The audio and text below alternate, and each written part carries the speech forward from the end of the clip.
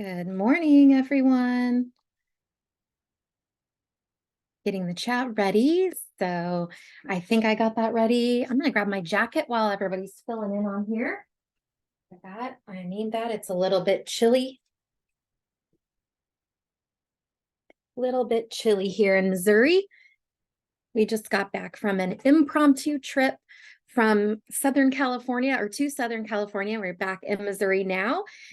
So that's one really cool thing I'm going to talk about today is how you guys can travel with your new online bookkeeping business and how it makes it possible to do that because you have more funds, but you also have the freedom and flexibility to be able to do it. So my family was taking a trip to California and we just decided last minute, hey, let's go too. And so we booked an Airbnb, got some last minute flights, and 6 out of the 7 of us decided to go out there for a week. So it's really, really awesome to be able to have the flexibility to be able to do that. And of course, the funds as well. So we're going to talk about that today.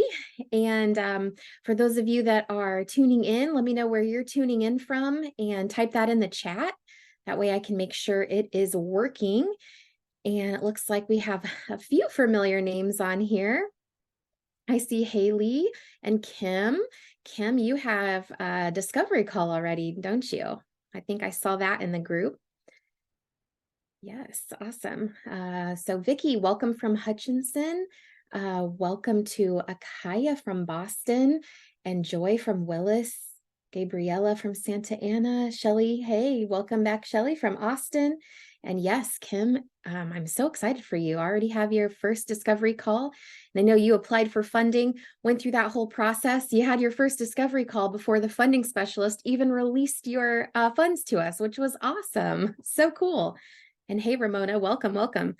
All right, I'm going to share my screen. So you guys type in the chat yes if you can see my screen. It says the Stay-at-Home Bookkeeper Academy.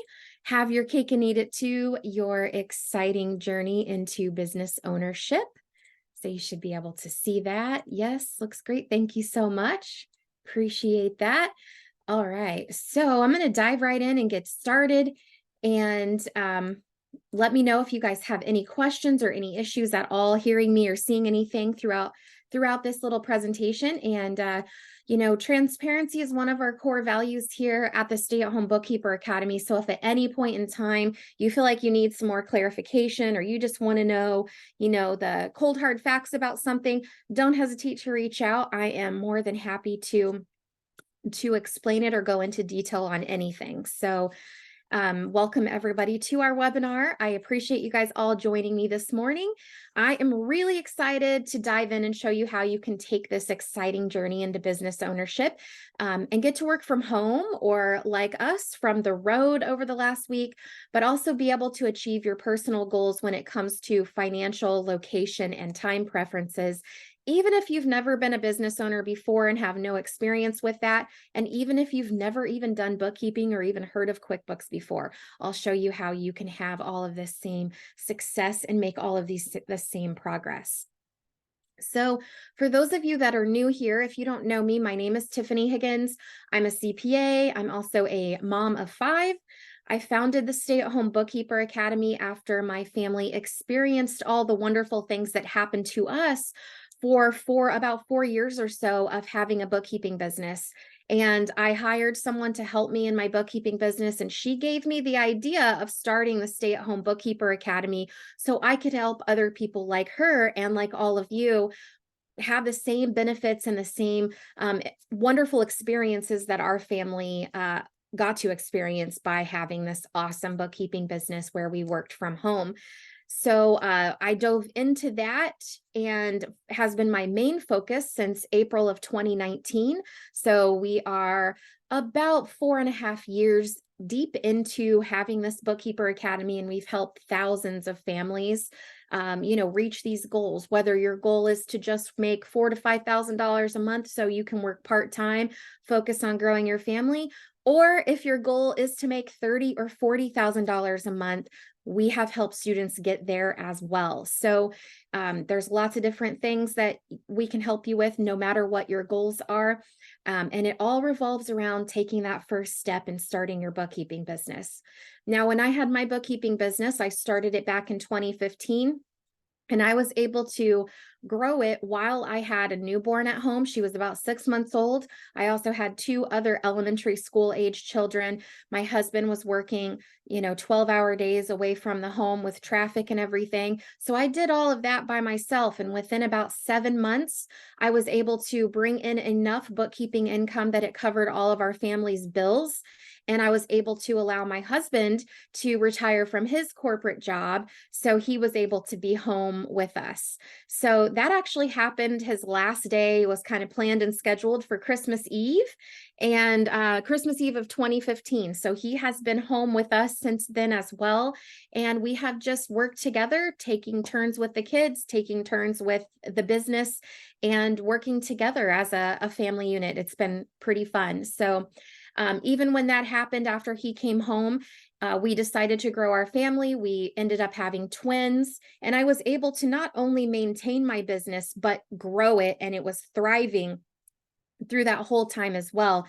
As we nursed twins for 2 years, homeschooled our older children, we moved and relocated to a different city and all of that stuff. And during that whole time, we still grew our bookkeeping business, and we were making more money in our bookkeeping business than the two of us had ever made combined in any corporate job that we had before.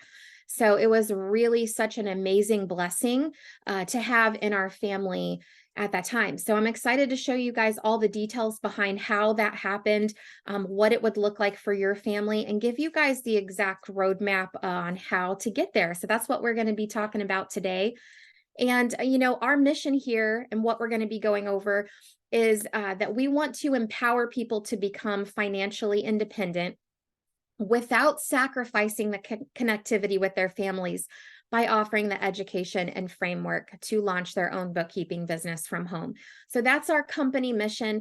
Our motto is have your cake and eat it too, because we do believe that you can make the kind of money that you want to make for your family, but you don't have to choose between that and being the kind of parent that you want to be, or just having the life that you want to be if you don't have kids yet.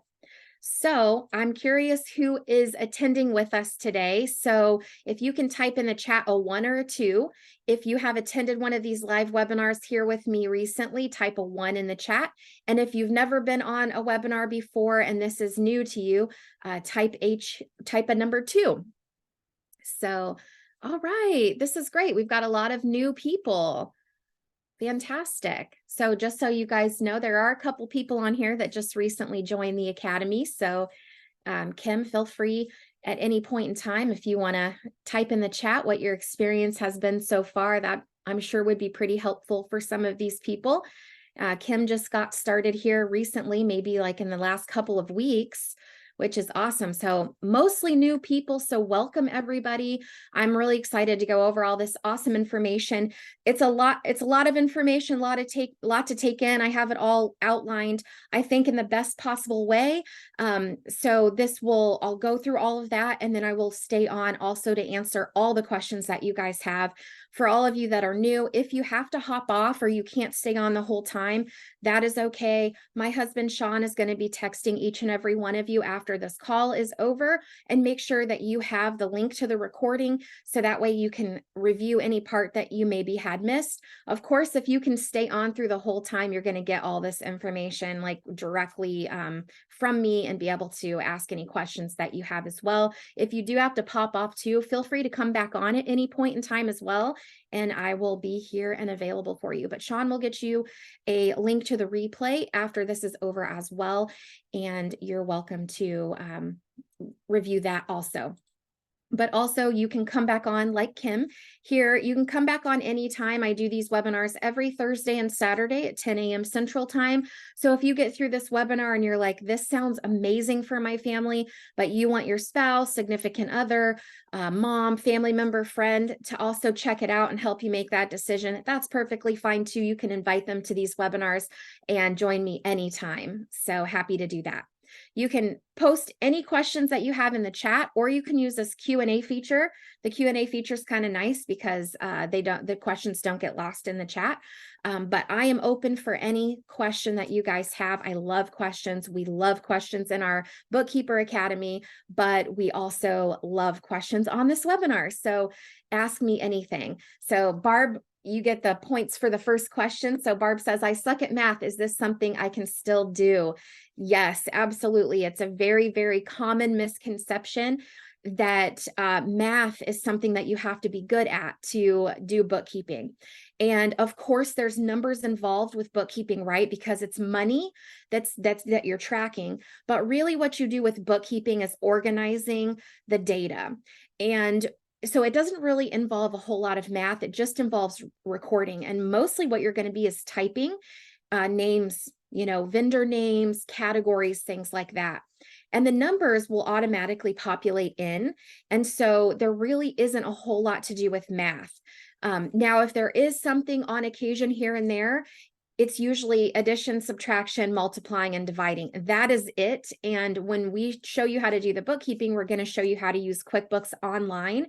And inside QuickBooks Online, there are built-in calculators. So you won't even ever have to do anything in your head, which is really, really great. So the extent of math in here is going to be using a calculator, which you guys all know how to do. So very common misconception, but you really don't need to be good at math to be good at bookkeeping. The only thing you need to be good at is, attention to detail and ability to stay organized if you're focused, right? So that's it. That's a great question. Oh, okay. Yeah. So you are logged into Zoom, Kristen, as Barb. So I'll try to remember that it's Kristen, but you can also go up to on Zoom and you're able to change or edit your name. So that helps too. All right. Teresa says, with so many people doing this, will the job ever run out? Great question. So I have a whole section of this webinar that's going to show you guys a little bit about what the client pool is like. So how many potential clients are even out there?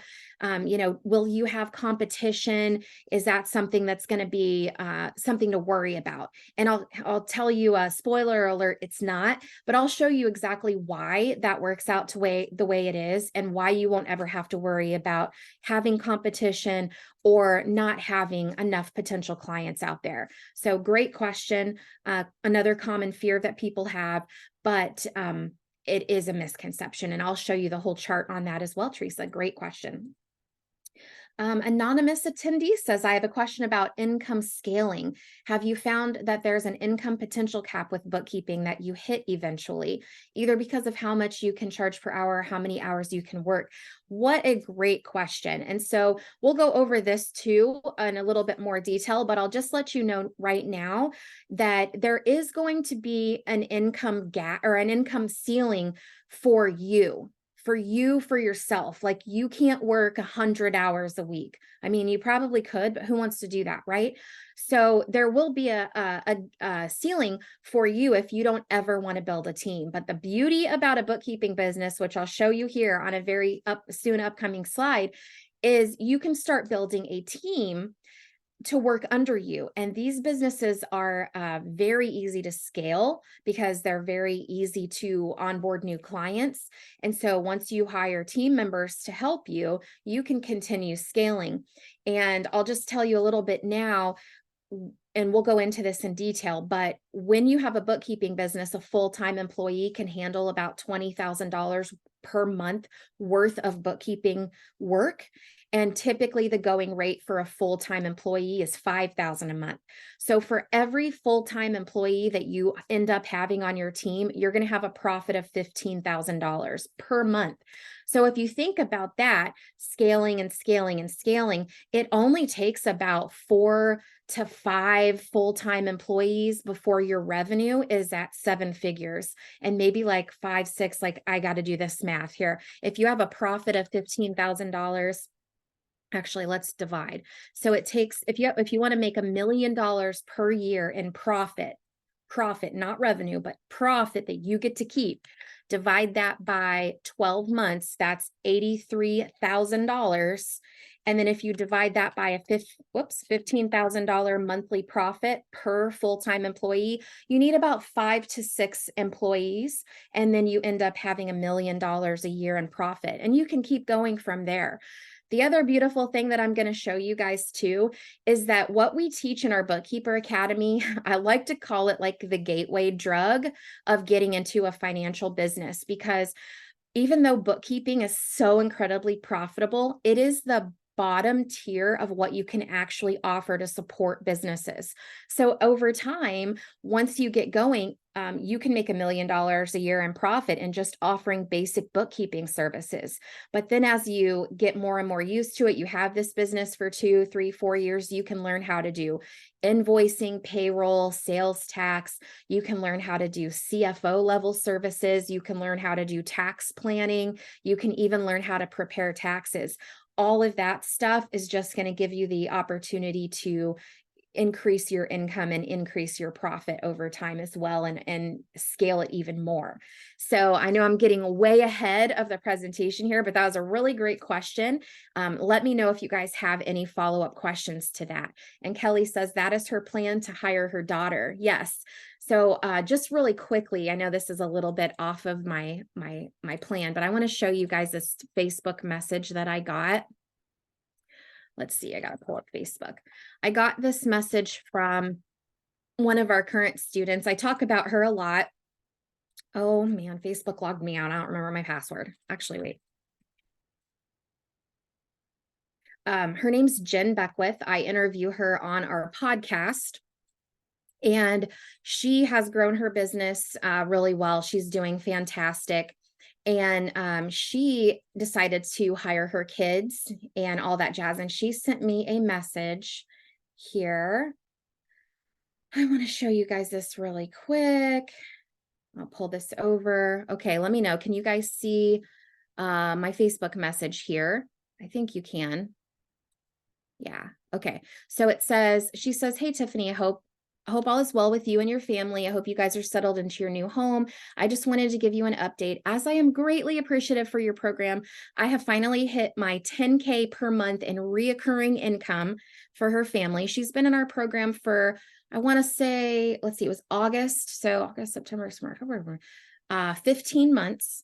And she hit 10K per month in reoccurring revenue. However, she's had some massive, really big paying cleanup jobs. And she said, I've hired a contractor, one of my sons for bookkeeping, another one for marketing, and another W-2 employee. So she's like working on scaling. She's investing in her business. She has 27 clients, a good mixture of bookkeeping and payroll. And she said, once again, I want to thank you for this program and the mentors. So I wanted to let you know that I am grateful for you and what you have been able to give me and my family. So really exciting. And so like, I wanted to say that so Kelly and everyone can see you can end up hiring your daughter, your sons, your family. It's been really, really nice to be able to do that.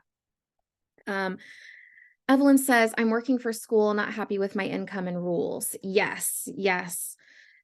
So this can give you that opportunity, that flexibility that you guys need. So great question. Shelley says, have you run into any legal issues with bookkeeping? How do you protect yourself if you ever make a mistake?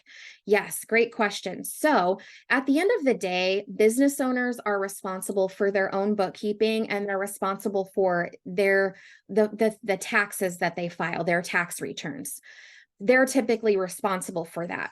So but there are some safeguards that we do have our students do just to have that double layer of protection. So first of all, we're going to recommend that you set up an LLC pretty much right away. That separates any personal liability that you have for your personal lives, and it keeps your business separate. So if for some reason anything ever did go wrong, nobody would be able to take your personal stuff.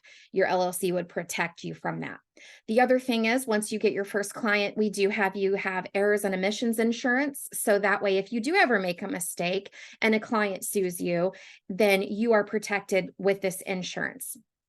Now, there's also other ways to document things. So a lot of times if your clients ask you to do something, you just save a copy of their email. So if anything ever comes up, you can say, hey, this is what he asked me to do.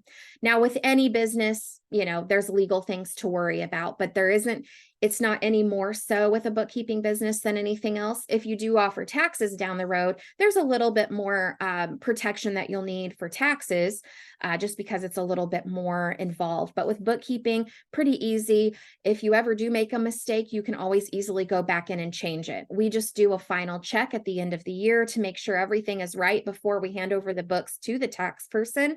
But let's say you make a mistake on something in April and you catch it in August. Easy peasy, go back in and change it. No big deal. But we show you how to protect yourself. In all of my years doing this, I have never known of any bookkeeper to have ever gotten sued by a client ever in all of my students or any of the other people that I've ever networked with. I will say I'm sure it happens because people like to sue people, right? It's just part of life. But I've never known anybody to get sued, and I know a lot of bookkeepers. So very rarely, but it can happen, which is why we do suggest that you protect yourself with the LLC, with errors and omissions insurance and things like that. And I'll show you guys what those kinds of things cost as well as you get started, so you can kind of get an idea of what to expect as far as typical business expenses. Great question. And Teresa says, what about taxes that we're supposed to pay out? Another great question as well. When you start your bookkeeping business, what we typically recommend is to hold back maybe 10 or 20% of your overall profit and maybe save that back for taxes. The way that you're going to file your tax return is as an LLC. So at first it'll be a Schedule C on your personal tax return. And because bookkeeping businesses are so profitable, eventually you will elect to be taxed as an S Corp, and that will still flow through to your personal tax return. So everybody's tax situation is a little bit different. So there isn't a clear-cut exact answer as to how much taxes that you need to hold out. But a good rule of thumb is to just save back 10 or 20% of your profit for taxes. Now, for us, we never had to pay anywhere near that amount because we had so many deductions. We had so many kids to be able to deduct on the taxes. So that was really great for us. If you have other things going on in your personal tax situation, you may not have to save back that much either. Or if you have a spouse that makes a lot of money, or you have multiple businesses, you may need to put back a little bit more. One good thing is, though, we have about 3 different ways that we connect you with the information and the knowledge you need to start to understand taxes for yourself and also for your clients. So that way, as you need to do some tax planning, you'll have a lot of resources available to you in the Bookkeeper Academy, where you will be able to get the knowledge and information you need to start planning for taxes. So that's one thing that you'll learn as you become a business owner and go through the academy, is not only how do I do tax planning for myself, but then like how do I start to implement or be aware of that for my clients. And one thing that I really love about having a bookkeeping business and knowing all that stuff for myself is that most business owners, they don't know this stuff. And it's something that really freaks them out and scares them a lot. So the fact that not only are you going to be a business owner making lots of money, but you're going to have the inside scoop on all of this back office business stuff and finance stuff and tax stuff that most other business owners have to rely on people like us to tell them about. And you guys are going to get to learn it, in depth and intricately, which really helps you become a better business owner too, which is really cool. How quickly can people scale with your program? Is hitting 10K per month in 15 months pretty typical? Great question. I will show you guys our chart of approximately how long it takes to get there, but it is honestly a little bit different for everybody just because of a couple factors. Number one, I can stop sharing my screen here for a second so you guys can see me. The first factor that kind of goes into the time it takes for you to reach these goals is your schedule. So, do you have a lot of kids at home? Do you homeschool, or do they go to school? Are they involved in a lot of activities? Are you able to, as your business grows, hire people to help you clean the house or meal prep or things like that so you can put more time into your business? Do you not have any kids at home? Do you have a really demanding job, or do you work part-time? You know what I mean? There's lots of different flexibility. It really is all comes down to how much time you can put into it. That's how quickly you can scale. But then it also is determinant on the types of clients you get. So for example, Jen reached 10K per month in reoccurring revenue within about 15 months.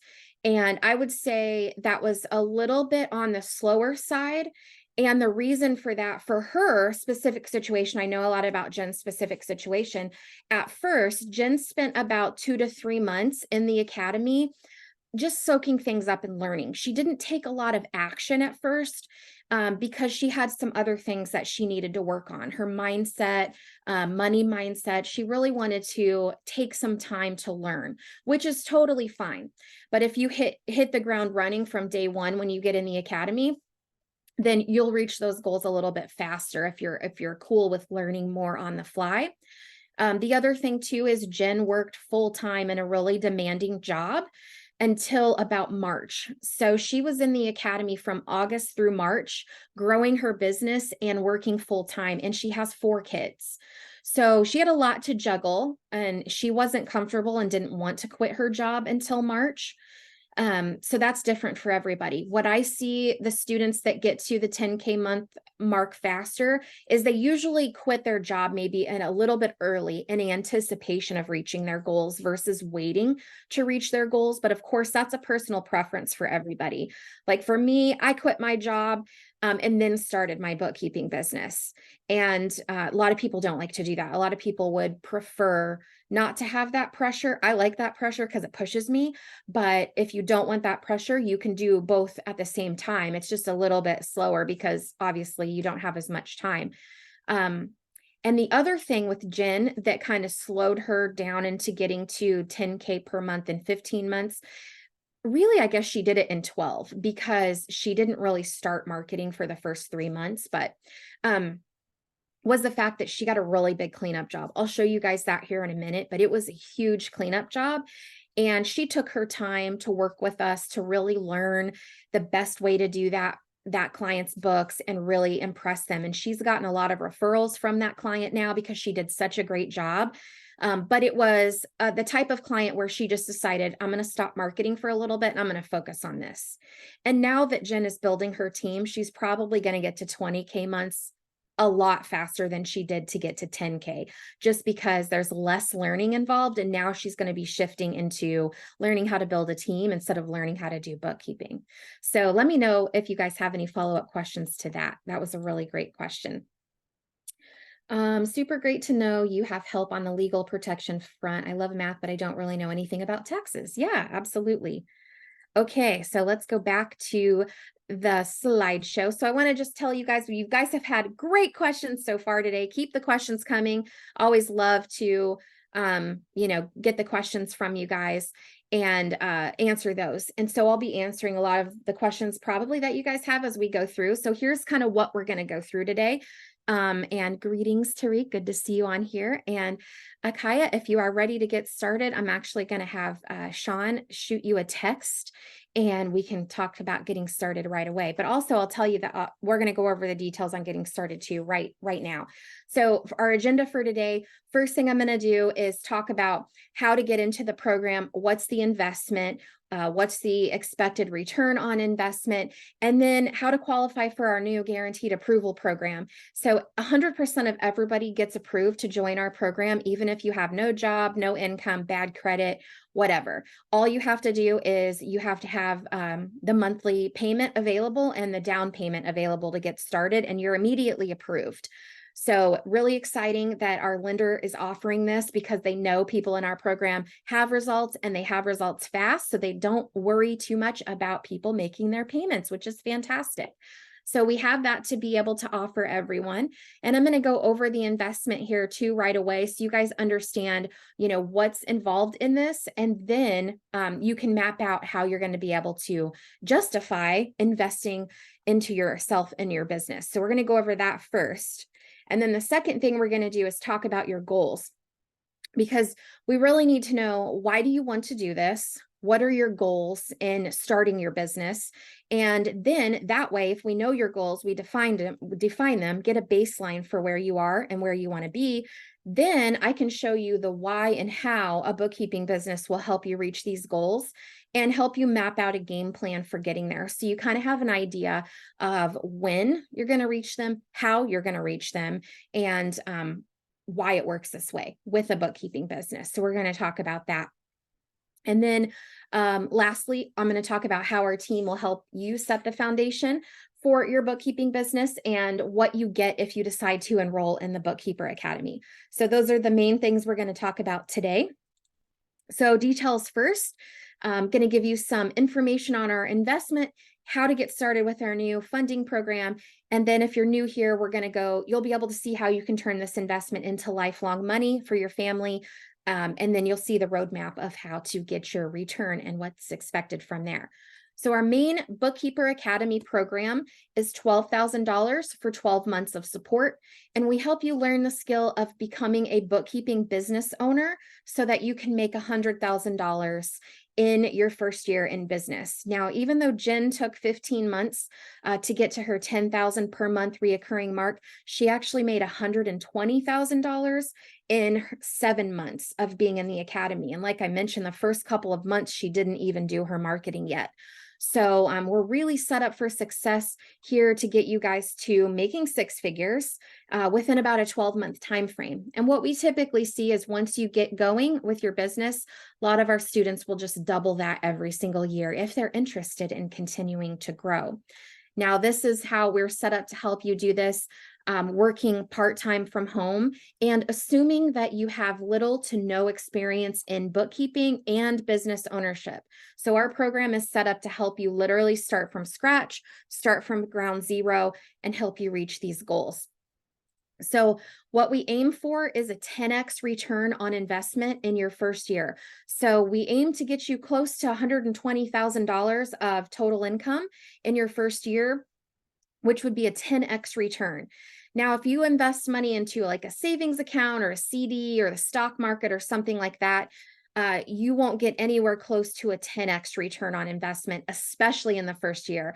A lot of times it takes years and years and years to kind of see that, and maybe never in some of those things until you have a lot of money in those items. So whenever you are deciding what to do with your money, the best thing to do is invest in yourself, invest in your business or a business. That way, then as you grow your business, you'll have profit you can pull out of it to invest in those other things like a 401k or real estate or savings. So that way you can start to build up some passive income coming in as well. But the biggest return on investment will always be investing in yourself and investing in a business or your business. So that's the plan here. And then, like I mentioned, due to the fact that our program helps students make money so quickly, our funding specialist has decided to just offer this new program, and they will approve all of our students no matter what. So even if you don't have the $12,000 in savings or on a credit card to be able to start right away, you can use our funding specialist and they will approve you.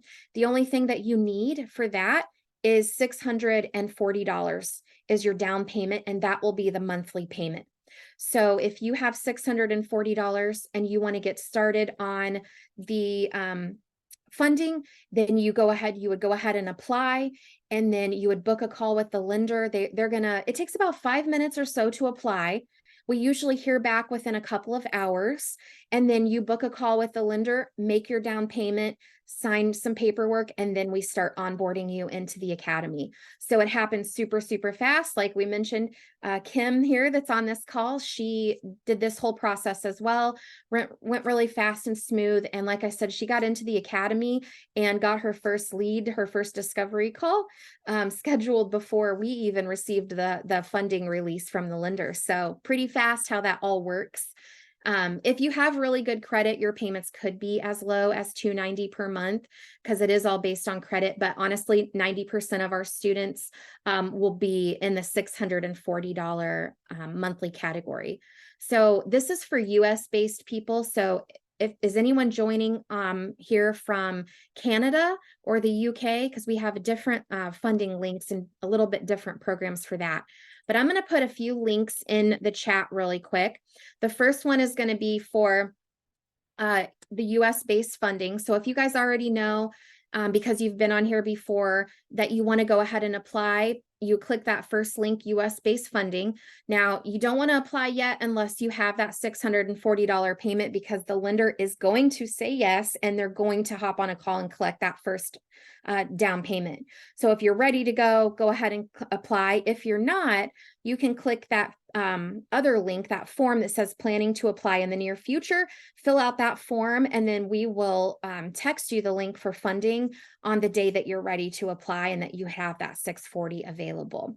So the other cool thing is this program is based on a 24-month payment plan. So if you take 640 times 24 months, it comes out to be a little over $15,000, because that includes interest. However, if you pay it off within 12 months, you get to get rid of all the interest, and it's interest free. So there's really like no reason not to do the payment plan, which is really great. But if you guys do have the funds available, you're always welcome to pay us directly, and we can just get you started right away. Let's see, I think I covered everything. Does anybody have questions on that? And Debbie from Ontario, if you need funding, you can try the Canadian-based funding link. They don't offer a guaranteed approval. That one is based on credit. So a lot of our Canadian students will come in and they will just make a payment plan with us. So with that, we usually require $3,000 down, and then we break the rest of the $9,000 up over the 12 months that you're in the program. So we can also do that for you as well, if for some reason the Canadian-based funding doesn't work for you. Now, Canada seems to be a little bit more strict with funding. So anyway, that is the nitty-gritty details of getting into our program, but I want to dive into, why you would even want to do this, right? Vicky says, what is the support after the 12 months? Great question. So after the 12 months, you have a couple of different options. Number one is you can say, hey, you guys have taught me everything I need to know. I'm good at this point, and you can go off on your own. Second option is you can renew in our program. We give all of our second, third, and fourth year students half price in our program. So then the second year would be like $500 a month, or $6,000 for the second year. And by that point in time, you're making $10,000 a month or whatever it is. It's usually not a big deal to just continue to stay in, and people love that support. We have about 30 to 35 people in our program right now that have been in there for 2, 3, and 4 years. Really just enjoy staying on top of information and being able to ask questions. And I'll show you more about the Academy here shortly, and you'll kind of understand why people want to stay in there. But the third option that we have for people after 12 months is upgrading into our graduate level programs. And from here, we either teach you how to scale your business through the marketing, or we teach you how to scale your team through operations and learning how to hire and becoming a rock star boss, and being able to find A players, like really good people that are motivated to do a great job, but also motivated to help you push your business forward. So we work on that in our operations mastermind. And then we also have currently right now a restaurant mastermind. So if you want to specialize in having restaurant bookkeeping clients, we'll show you how you can charge double for restaurants, provide more value for them, and scale your business that way. So we have lots of programs where you can upgrade into, and that's really totally dependent on what goals that you have for yourself and your family. So we can talk about all of that. Let's see. Teresa says, so if we do the payment plan, run into a financial situation, do you know if there's a grace period? So I know that they're pretty strict the first 3 payments. So whenever you are doing the funding, you want to at least make sure you have some way to cover those first 3 payments. Then after that, it may be a little bit more flexible. I'm not really sure what the lender does when people miss their subsequent payments. I know the first 3 payments, they are pretty strict. But after that, it's like a typical loan. If you get behind on something, it's going to probably affect your credit, may go to collections, things like that, right? But the great thing is, I've been in that situation several times in my life where sometimes I have to pause on paying something because I need to do something else, right? But at least what you're doing here is you're investing in something that could give you more money. A lot of times we get in that situation because we buy stuff like bought an RV, or maybe you bought a couch or a car that you couldn't afford or something like that. And we've gotten in those situations for those things. And when you do that, you can't pull any money out of those things. Those things become liabilities instead of assets. But when you have a business, it's always an asset.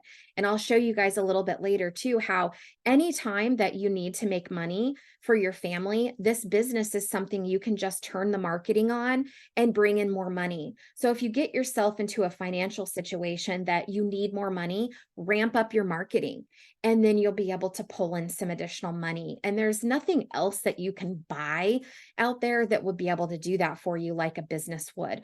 So I always tell people, if getting into the Bookkeeper Academy is going to potentially put you into a financial hardship, it's worth it, because you're going to then utilize the knowledge and the skills and the success that you get out of the Bookkeeper Academy to get you out of that financial hardship forever. So, and then of course, you may want to change some of your spending habits. That's something that I've had to learn the hard way. Don't upgrade your lifestyle just yet.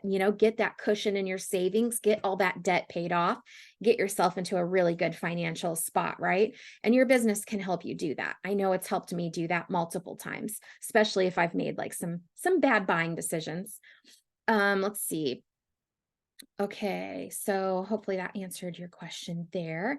So I'm curious, for those of you guys that are on the call right now, I would love to know what your belief is about making $100,000 in 12 months. So either type a 1 or a 2 in the chat.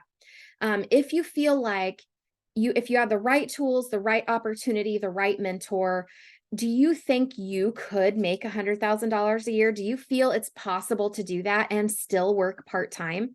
Because I know when I started this business, I was making about $45,000 a year, and that was the most I had ever made at any job. So, maybe that's hard to imagine for some of you. Do you think you can actually make this kind of money working part-time?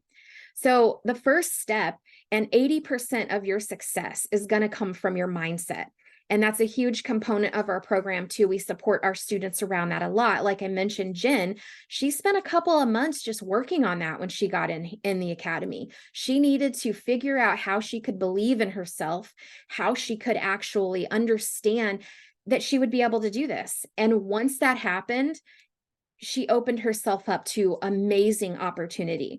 So whether you believe you can right now, or you're still a little shaky, and I appreciate you guys being honest with me on here, for those of you that do believe and also feel a little skeptical about it, just keep in mind that working on that mindset and being open to challenging your existing beliefs, that's going to be something that we're going to help you do in the academy as well.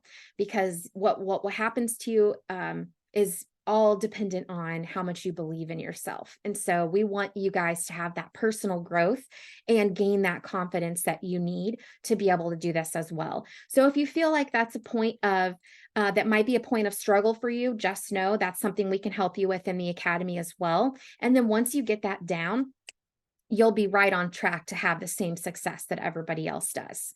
So we do have a call every Friday called Overcoming What's Blocking You. And it's hosted by Robin McMahon. She's one of our coaches. She's also a student, and she started her bookkeeping business back in July after she had done discovery calls for me for about 7 months. And she kept seeing all these people she was enrolling in the program have all this massive success. And so she's like, I don't want to do discovery calls for you anymore. I want to be a student. So she started her bookkeeping business in July. Within about 3 months, they made $20,000, her and her husband. And she hosts the Overcoming What's Blocking You call because Robin has consistently over the last 5 years as a business owner been working on her mindset a lot. So she doesn't really have anything that holds her back mentally, as most of us do. So she helps all of our students overcome that so they can have the same success that she had, and that everybody else in the academy has as well too. So that's really exciting. But so we're gonna help you guys work on the mindset. Make sure you believe in yourself and believe that you can do it. Okay, now that we got through all of that stuff, put a thumbs up or a yes or a fire emoji in the chat if you're ready to get started learning the science behind how you can make $5,000 to $10,000 to $20,000 per month, starting from scratch, starting from ground zero. I am ready to dive into this. All right, awesome. Okay, the first thing we're going to do, so you guys know what the roadmap is define what goals you have for yourself. So we're going to break these out into three main goals. We have financial goals, time goals, and location goals. These are all really important, right? Probably the most one for most people is time. You, especially if you've got little kids at home, you know that that time goes by fast, right? And you can't ever get it back, right? So time is really important. To be able to have an abundance of time to be able to spend with your family is something that's priceless, right? And also being able to travel, like location goals, that's awesome. Like we picked up and we went to California for a week, and that was just right after we got back from Jamaica with one of our students. So being able to like work from anywhere and travel around. And if you guys know, when I was in California, I still did my webinars. It was great to be able to, not have to miss a beat. So that can be really exciting for some people too. But I'm going to start with financial goals, because none of those other things are possible if you don't have the finances that you need in your life. You need to have your finances where they're supposed to be, so that way you can achieve these other things as well. So we're going to start with financial goals and then talk about the other ones. So the financial goals I break down into three categories. As you're growing your business, you're going to want little bite-sized goals that you can go after. So that way you stay motivated. It's kind of like when you're trying to lose weight, you need like, okay, 5 pounds. And then you hit that and you're like, oh, I'm going to keep going. Okay, 10 pounds. Oh, I'm going to keep going. So it's kind of similar to that, where you want to have these different small financial goals that you can keep checking off, right? So the other thing too is every time you hit one of these goals, it gives you more and more confidence that you're on the right path. So I'll share for you guys examples of my goals, and I want you guys to write down what your goals would be too, and then share them in the chat. So this first one, financial goal number one, this is called a bare minimum goal, bare minimum requirement. It's kind of like a basic goal you would want to hit to give yourself confidence to say, yep, I'm on the right track. This business is working. I'm going to keep making this money. I'm happy. I'm moving forward. So for me, back in 2015, my bare minimum goal was $2,000 per month. Back then, I was making about $3,500 per month after taxes at my CPA job. But because I just had my third child and I refused to put her in daycare, we had to hire a nanny. And that was really expensive for us at the time. We were paying about $1,500 per month to watch for the nanny to watch our kids. And so after paying her, I was only making about $2,000 a month to pay bills. This was really challenging for our family at the time, but we somehow were making it work. And so I knew if I quit my job, that if I could at least find enough clients where I was making $2,000 per month for a while, I would be fine, because we were already figuring it out. We had already pulled that off. Now, for you, it could be different. Your bare minimum goal could be a portion of the family's expenses for each month, like this. It could be groceries, gas, or it could be making all of your monthly commitments on time. It could be half your salary, your full salary. So think of what that number is, and then type in the chat what the bare minimum financial goal number one would be for you and your family. This is going to be different for everybody, depending on your lifestyle, where you live, whether you have multiple incomes in the house or just one. So go ahead and type that in the chat. What is your bare minimum goal?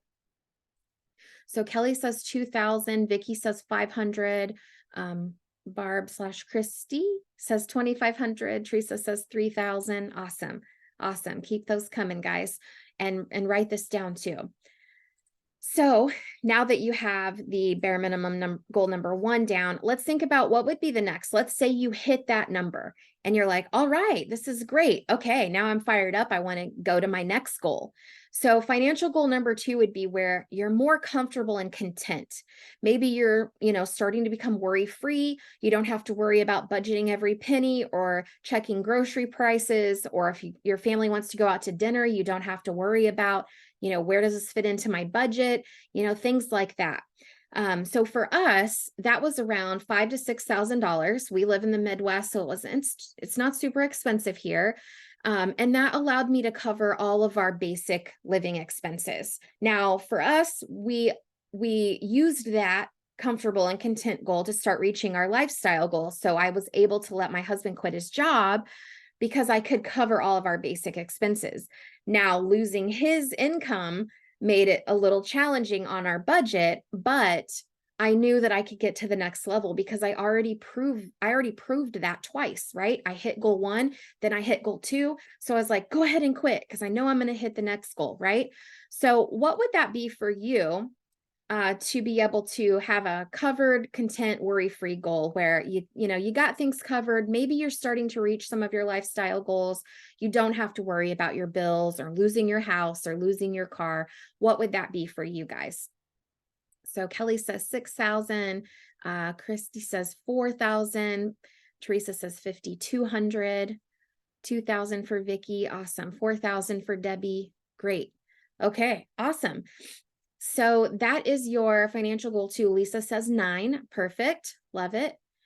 And then the third financial goal that I want you guys to think about is if you could start reaching like some of your bucket list items. What do you actually think you need to bring in to really start making those things a reality? So I used to see my boss travel a lot. He would go to Sedona, he would go to Colorado, he would go to Italy for 3 weeks while we were all there working. And I used to get really jealous of that. And I wanted to be able to do those things too. And I knew that we wouldn't be able to do things like that as a family until I was making at least $10,000 per month. So for me, my financial goal, my wow goal number 3, was to hit at least $10,000 per month. This would allow us to pretty much eliminate the need for budgeting.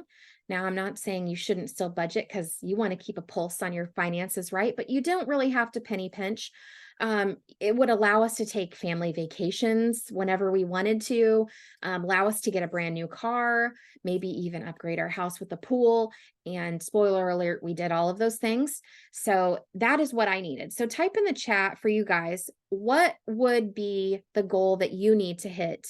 What would be your wow goal to give you the opportunities to do some of those crazy things that you have on your list that you just don't ever seem to, get to accomplish? So we've got 12,500 for Kelly. Christy has 15,000. Teresa's 12. Vicky's 5. Awesome. Okay. 20K for Lisa. Perfect. 10,000 for Debbie. Kaya says 8,000. Fantastic.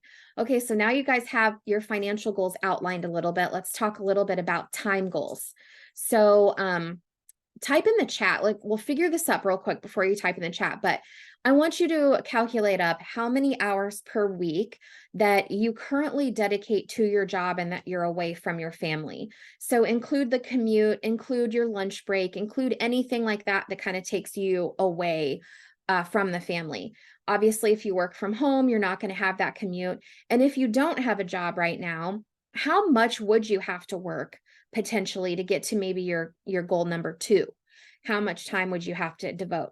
So you guys think about that and then type those total hours per week in the chat. And I'll give you some examples.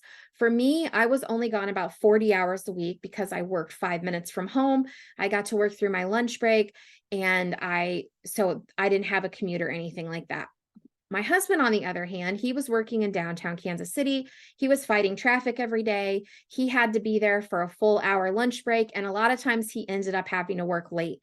So he was typically gone about 12 hours a day. He left about 6:30 in the morning and he usually got home about 6 or 6:30 at night. That's 60 hours a week.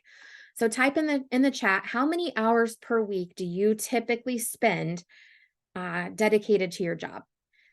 So Lisa has 80 to 90. Wow, that is a lot. So Vicky, you have currently 0 hours, but how many hours would you have to work to make your goal number 2, to make that possible if you went to get a job right now? Teresa says 125. Good Lord, when do you sleep? Kelly says 60. Debbie says 40. Evelyn says 45. Shelly says 20. Akaya would have to work 40 hours a week. 40 for Christy. Okay, awesome. This is great. So, and now if you want to type in the chat, what would your preferred hours be? Like if you could have a preferred work schedule, traveling, that makes more sense, Teresa. Oh yeah, that makes more sense. So you're really you're really gone away from your family for those hours. Even if you're not always working, you're on travel or you're stuck somewhere else. That makes a lot of sense. That's a lot of time away. So, what would be everybody's preferred work schedule? How many hours per week do you actually want to work? If you could make that same exact amount of money, but you could reduce your hours, what would that look like? Teresa says 12 hours a week. Christy says 5 to 10. Evelyn says 20. Debbie says 20. Okay, great. Awesome. I love that. I usually see most people are saying like 15 to 20 hours a week is what they would prefer to work. Yep, only while the kids are in school, 24 to 30. Perfect. Love that. So now keep in mind with a bookkeeping business, not only can you set your own hours like that, but you can change up the day, the time of day that you work, and it can be flexible from week to week. So if you have kids in school, you can structure your business work right into those times. And let's say on holiday breaks, when Christmas is coming up or Thanksgiving and they're home, you can work a few hours in the morning when they're asleep or work a few hours in the evening, since you've got so much time when they'll be home during the day, which is really great about this business because you can change up your work schedule from day to day, week to week, however often you want. It's super flexible. And Teresa says, can you work at night while the kids are asleep? 100%. When I had my twins, I was up like 3 o'clock in the morning till like 7, and I would work then, and then I would go take a nap until like noon. So yeah, it was perfect. You can work whenever. And, some people prefer to use this app to schedule out their emails. If they've got to email their client and ask their client something, they'll schedule that out so it hits the client's inbox at 8 a.m. I never worried about that. If I was up at 3 a.m., I just sent them an email. Not a big deal. Most people have their phone on silent anyway when they're sleeping. So, and I would get emails sometimes from clients at 3 or 4 in the morning too, because they have their businesses and they're doing the same thing, working when they feel like squeezing it in. So it's really, really nice. Great question, Vicki. Are there deadlines for the week, month, etc.? Yes. So typically with bookkeeping, with doing basic bookkeeping, it's on a monthly rolling deadline, which gives you extreme flexibility throughout the month. So what typically happens is all month you have flexibility on getting the bookkeeping done. Once the month is over and everybody's bank statements are issued, then you'll usually spend that first week or two of the following month going back through and finalizing the previous month's books and then getting their financials out. So what's really nice about that, and I'll show you guys here pretty soon on one of my upcoming slides, when I went on vacation, my first like real long vacation I got to take, I did a little bit of work while I was on vacation, but then I just caught up when I got back. And then it was nice. It was great because I could just push it off and then just do a little bit more work when I got back so I could really enjoy my vacation. So for example, for those of you that have kids that are going to be out of school for Thanksgiving and Christmas, you can really get by with doing very little during those time frames. And then when the kids get back in school, it's just go time. Let's get caught up. You know what I mean? So it's really nice. Now, there are a few things if you decide to offer payroll, and they process payroll, there will be additional deadlines throughout the month, just depending on those particular clients. Or if you ever decide to do bill pay or invoicing for your clients, those are more time sensitive, but you don't have to offer those services. I only offered that to the clients I really, really liked and that I really liked working with and wanted to help. And so I had, a handful of those clients where I did things like that were more time sensitive. But really, if you do basic bookkeeping for everyone, you're going to have deadlines that are really just once a month, which is fantastic. Let's see. Yes, Teresa, we will send you the replay. Yes. Okay, so next thing is location goals. So how many of you guys want to be able to work from home? Type home in the chat if that's what you're really aiming to do. If you're looking to be able to travel or be able to move or visit family or something like that, let me know where it is that you want to go. I know for me, my main desire was to work from home, but I loved the ability to be able to pick up and travel and still be able to get work done if needed or be able to still grow my business while I'm traveling. Yes, so most people home with flexibility to travel. Yes, because you live away from family, Vicky, right? A lot of people have been in that situation, and being able to travel and go places but still make money, not have to worry about missing out. I know that when my kids were sick, or if I wanted to go see my family, because a lot of my family live in California, I had to take time off, and if I didn't have vacation built up, I had to take a lack of pay. And I know I've had people in my family that have not been able to come visit us or visit our family in California because they've had jobs where they didn't have vacation and they didn't want to miss out on their pay. So it's very nice to be able to still pick up and go without having to worry about your income changing at all. And as a matter of fact, when you're on vacation, you can actually pick up clients because bookkeeping is a virtual service that you're offering. I had clients that spanned from San Diego all the way over to New York and everything in between. So you can have clients everywhere. So even when you go on vacation, as you're going into some of these restaurants or, anywhere you go, you could potentially pick up clients there. And then you can even write your vacation off. It can be a business trip, which is really, really, really cool. And Shelly, yes, you can live abroad with your business. Now, if you end up not having an actual tax location here in the States, I would probably recommend talking to a tax person that's familiar with doing international tax returns and things like that. If you ever do like completely relocate to a different country and then you do not have an address or a permanent residence in the US, I'm sure there's more that goes into that. But yeah, if you travel abroad or even just, you have a house here, but you maintain most of your living abroad, yeah, you can still do all of this. I've had a lot of students in other countries that have grown this business. Originally, I had a student that lived in Ireland. I don't remember why her husband traveled a lot for his job, but she would travel around with him and they were in Ireland for a really long time. But she grew her business, and she was a US citizen and they did have a US address somewhere here. But yeah, she grew it completely while she was living in Ireland, which was awesome. Trying to think, we had a student recently who has a lot of family that live in Europe, and she was never able to go see them because of her job and just because of how expensive it is to go over there with plane tickets and stuff. And after she started her bookkeeping business, she told us not too long ago that she took a 3-week vacation over there, and she just, did a little bit of work here and there for her clients, and she was able to see her family, not have to worry about money, not have to worry about rushing to get back. And it was really, really nice for her. So, yep, you can live abroad, you can move abroad, you can travel abroad, all that stuff with this business. Absolutely. Love to know where you want to go, Shelly. Okay. And then the other goals that we see our students reaching all the time is like paying off their debt. We had a student named Jara. She was in our program from the beginning. So she joined back in 2019. It took her about 2 years of growing her business. But her goal when she started her business was to pay off her husband's student loan debt. He had about $160,000 worth of student loan debt. He went to an advanced chiropractic school to become a chiropractor. And she stayed home and homeschooled their 4 kids.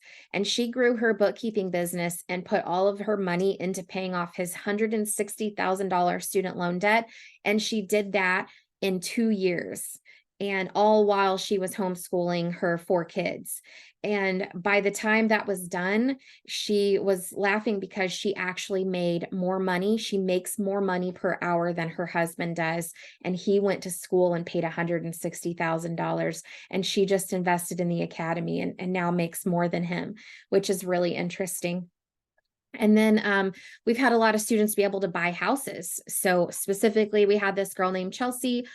She had never been a homeowner before, and they were able to buy their first house was a $525,000, basically their dream home. Here in the Midwest, which is really awesome. She kind of got to skip past getting that starter home that a lot of people do and go right for her forever home. So that was really great for them. And we have people that like to do investing and all those kinds of things too, which you can do when you have business profit. Shelley says, we previously lived in Australia and have a dream goal of one day living in London. I love that. That's awesome. Very cool. So other things you guys can do too is like for us, we bought this brand new car to celebrate 1 year in business. And the cool thing about that is at that point in time, the only income that we had coming in from our family for our family was from the bookkeeping business. So not only could we afford a brand new car, but we were able to get approved for funding or financing for this new car solely with my bookkeeping business as our primary income for our family. Now, when I got this car, it was about a $45,000 van, and I was also able to pay it off in about 6 months with my bookkeeping business. And we actually still drive this car today, still love it. It's still comfortable, and it's been paid off for what is that, like 7 years now, something like that, which has been awesome. And then we took this van on a 16-day vacation across the country. We bought the car and then we went immediately onto this vacation to celebrate our 1 year in business. I'd always wanted to take like a long, extended, not rushed vacation. I'm kind of like a traveling nomad type of person. I love to do trips like this. And so we went to Estes Park, Colorado. We went hiking. We went to Mission Beach, California, and we stayed on the beach. And then we stopped at the Grand Canyon before coming home. But we used our bookkeeping business money to fund this vacation. And then I just brought my laptop with me while we were on this trip. And I did the bare minimum that I needed to do to stay caught up on the books. And then when I got home, I just got caught up on the rest of it. So it was really, really nice to be able to be fully focused on my family during this trip, but also know that I had the money coming in and that my clients were taken care of. So now that we've talked about like all these goals and everything that you can get with your business and can accomplish, I want to show you the exact roadmap to achieving your goals. So you guys understand, okay, all this stuff sounds really awesome, but what does it really look like for you to be able to achieve these results? What is the process? What is the timeline? And then you guys know how you can get started. So the first thing that I want to talk about is the average time that it takes our students to reach various levels of consistent, recurring, and dependable monthly income in their bookkeeping business. So like we talked a little bit about Jen, it took her about 15 months to get to the $10,000 reoccurring mark. These numbers are based on consistent, reoccurring income that is dependable. It comes in every single month, automatically leaves the client's bank account, is deposited into yours. So this is as reliable as a paycheck, and it's consistent. So it automatically happens every single month. Now, this is that consistent monthly income that you get for doing people's books every single month into the future. There are other ways that you earn money in a bookkeeping business too that are really significant, like cleanup jobs when you get a new client, commission, different things like that. And I will show you guys all about those here shortly. But those vary. They're a little bit harder to predict and count on, right? So that's something that happens when you get new clients. But this is what happens as you keep clients. And most of your clients will stay with you for years. A lot of the clients that I had when I first started were still with me 4 years into my business when I sold it. So they stay with you for a really long time. And are these numbers based on a single person working, Shelley? So yes, this is based on our average student. Now, our average student is somebody that works full time, also has little kids at home. This is the pace you can expect if you can put about an hour a day into marketing your business. So if you can do that, then it's possible for you to hit these numbers. Now, there is a possibility of you going a little bit slower and it taking a little bit longer. Like we mentioned, it takes on average 10 months to get to the $10,000 mark. This can vary just like it did with Jen based on the factors that I talked about at the beginning of the call, where if you have a full-time job that's super demanding, you have a lot more kids at home, sometimes it can go a little bit slower. If you get really big clients that have really big cleanup jobs and you choose to stop marketing for a while so you can get a foothold on that slows it down a tiny bit. And then also if in the beginning you have other things that you want to work on prior to starting your marketing, that can slow it down. So this is kind of an average to give you guys an idea of what to expect. but this is based on somebody that works full-time, has kids at home. So great question, Shelley. What we typically see when students are consistently doing their marketing that we outline for them, about an hour a day, then they add about $1,000 of monthly income to their business for every month they are in business. So for example, for my first goal, my bare minimum goal was $2,000 per month. Then I know it will take me about 2 months to get there if I spend about an hour a day on marketing. So, and by my second goal was about 5,000, that would take me about 5 months. So if I wanted to reach my very first goal, if I started now, it would be January, early January by the time I hit this goal. So right after Christmas. So take a look at this chart and remember what your financial goal number 1 is, and type in the chat, what month are you going to reach your first goal if you start today, if you started your business today? Is it going to be January like me, maybe February or March? Yep, Krista says January, February. December for Vicky, that's fast. Mandy and Debbie and Akaya all say January. Lisa says, would it be possible to hit 6K in less than 3 months? Anything is possible in this business. Now, reoccurring income, but total income, those are two different numbers. The number I'm talking about here is reoccurring. So if you decide, if you hit, let's say $5,000 per month and you're like, I'm good there, I don't want to do anything. You don't have to do any more marketing, and you have that money coming in every single month in the future. So this is reoccurring. Now, I'll show you guys here in a few minutes. If you get a new client, you get a cleanup job, you could potentially make $6,000 in 3 months easily with a cleanup job. It's just not going to be reoccurring. Does that make sense? The difference between total income and reoccurring income? It'll probably make a little bit more sense when I show you the upcoming slide, but it is 100% possible to make $6,000 in less than 3 months. And I can't wait to show you this upcoming slide, Lisa. And then Barb, I'm going to go into detail on how to get clients so you guys know exactly what we teach you for marketing purposes. So based on the revenue and how much money that you guys are going to be able to make each month, I want to dive into what that looks like in terms of clients. So you guys have an idea of like, well, how many clients do I need in my business to make certain levels of income?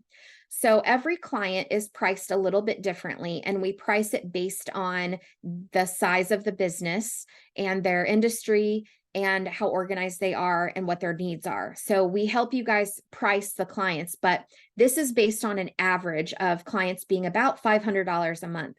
So it ranges from like 300 up to like 1,500. And then there's always bigger ones you can get to. But on average, I'd say you can expect each client to pay you about $500 average fee. So based on that, if you need to make $2,000 a month for your first goal, you're going to need about 4 clients. So at my comfortable goal of 5,000, that's about 10 clients. Now, again, this is assuming that every client you get is rather small. It's a range.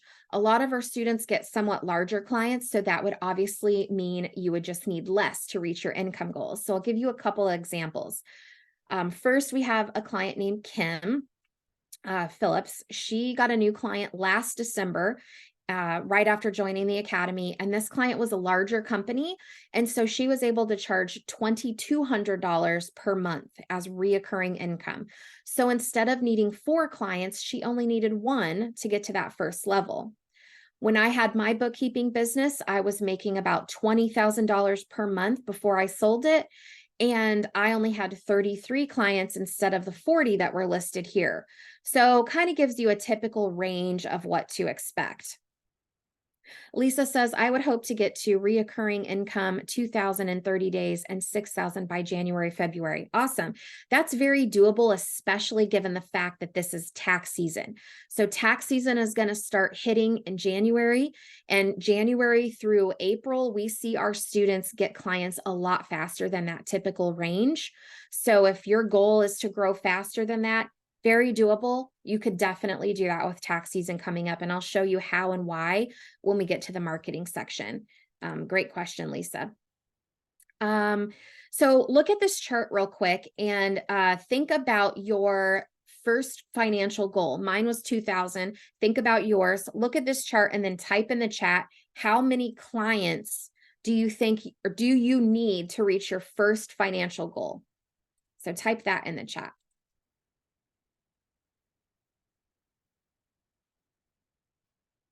And then I'll show you guys what the potential client pool is. So Vicky needs 1, Mandy needs 4. She needs 4.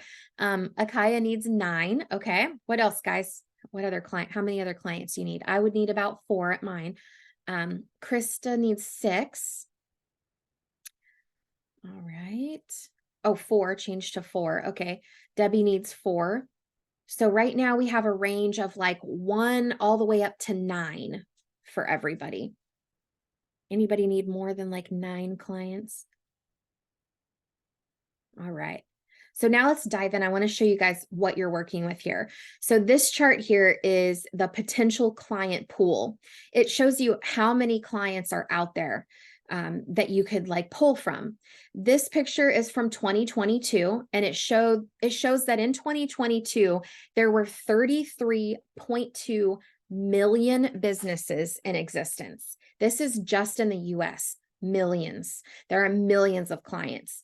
And as you can see from this chart, it shows the last 6 years, and every single year it grows. You see how it's getting bigger every year. In fact, there are over 500,000 businesses that are starting up every single month. So every month there's going to be 500,000 new businesses out there that don't already have a bookkeeper. That is a ton. And as you guys can see, you only need anywhere from like 1 to 9 clients to reach your first goal. That's it. I only had 33 clients and I was making $20,000 a month. So as you can see, there's a ton of clients out there. The potential client pool is huge.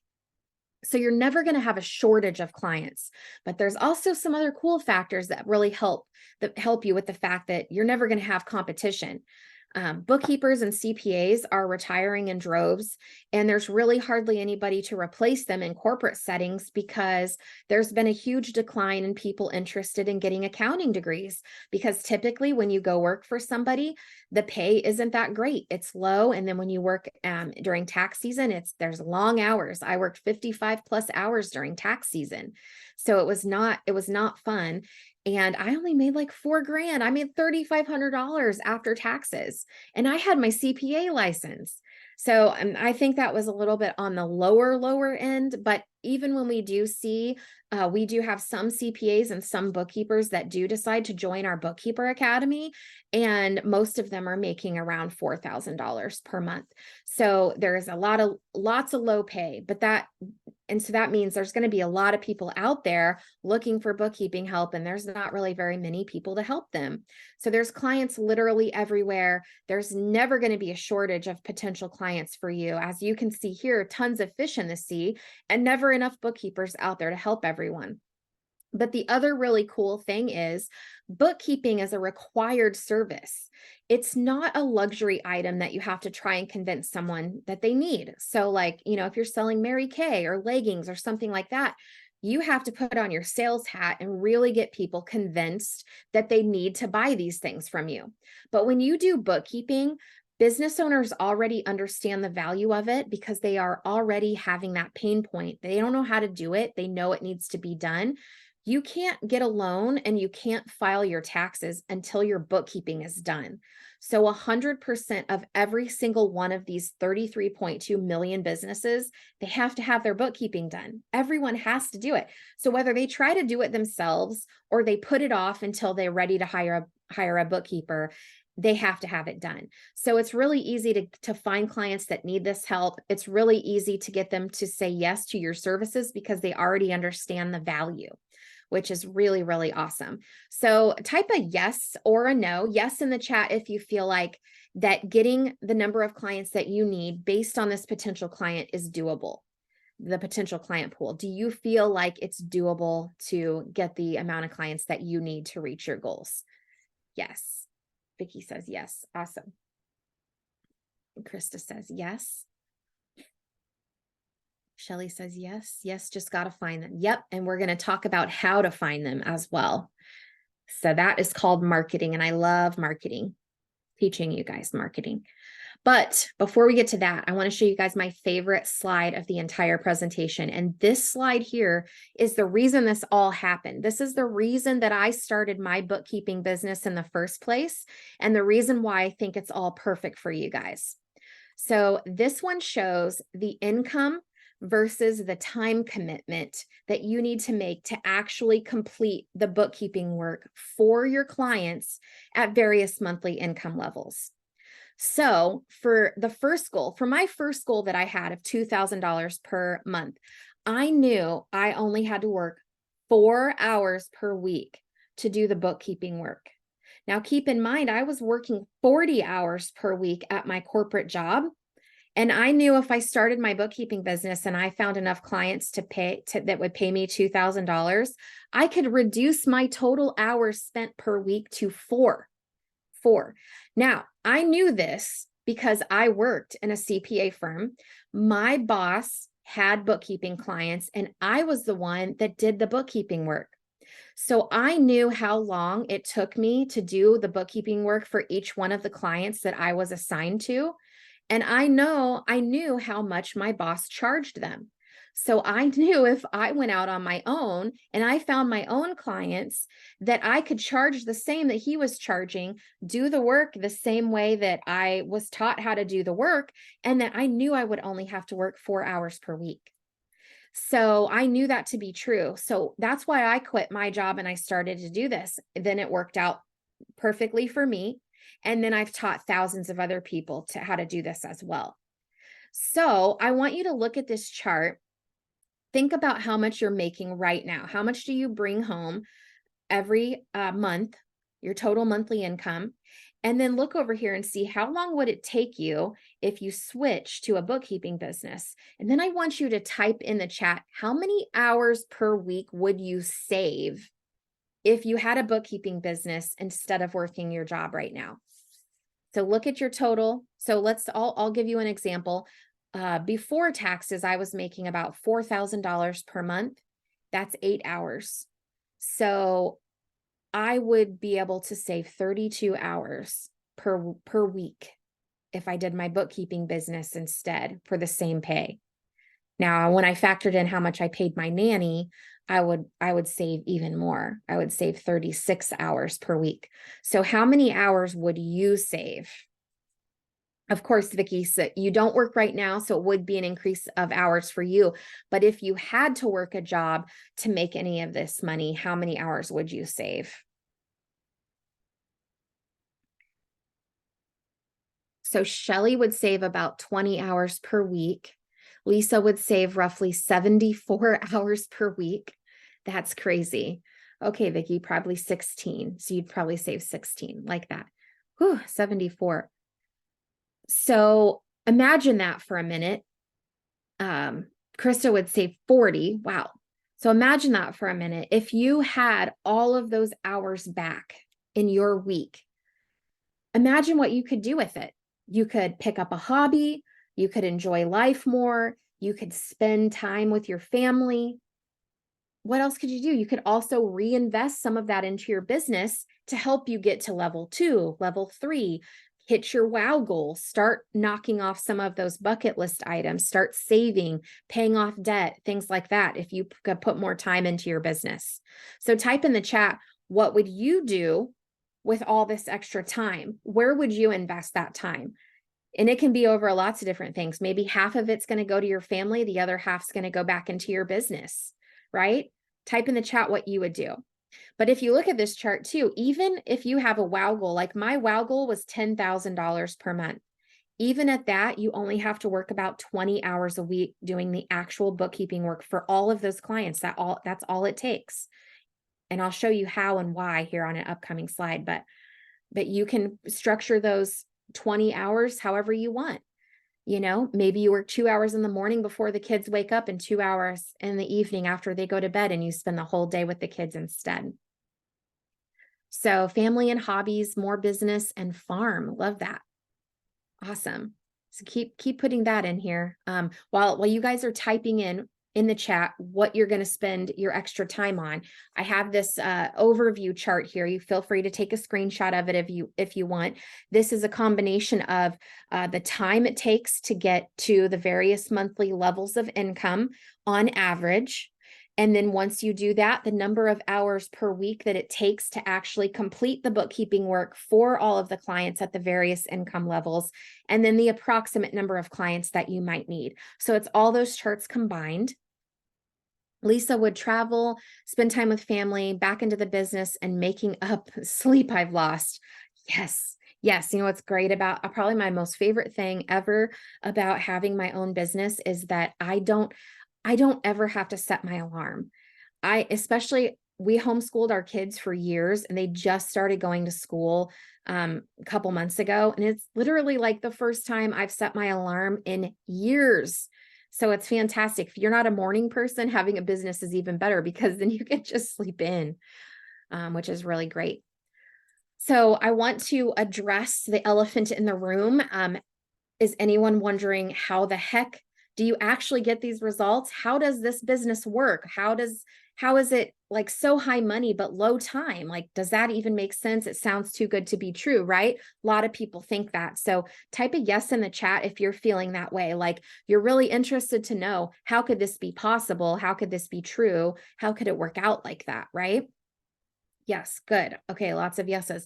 I want to explain the science behind how this works so that you guys understand it's business concepts and it's not like a too good to be true, dream that you have. It literally has a science method behind it so that you understand exactly how it works, because then you need to know that so that you can replicate the results, right? So I'm going to dive in. There are a couple key pillars that make these results possible.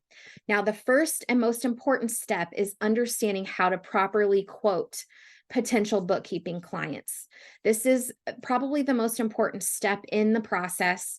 And obviously, understanding how to charge your clients, make sure you're not undercharging or undervaluing your services is important, right? And knowing what to charge and learning how to do that is a skill that you're going to develop. So there's a lot of factors that go into quoting.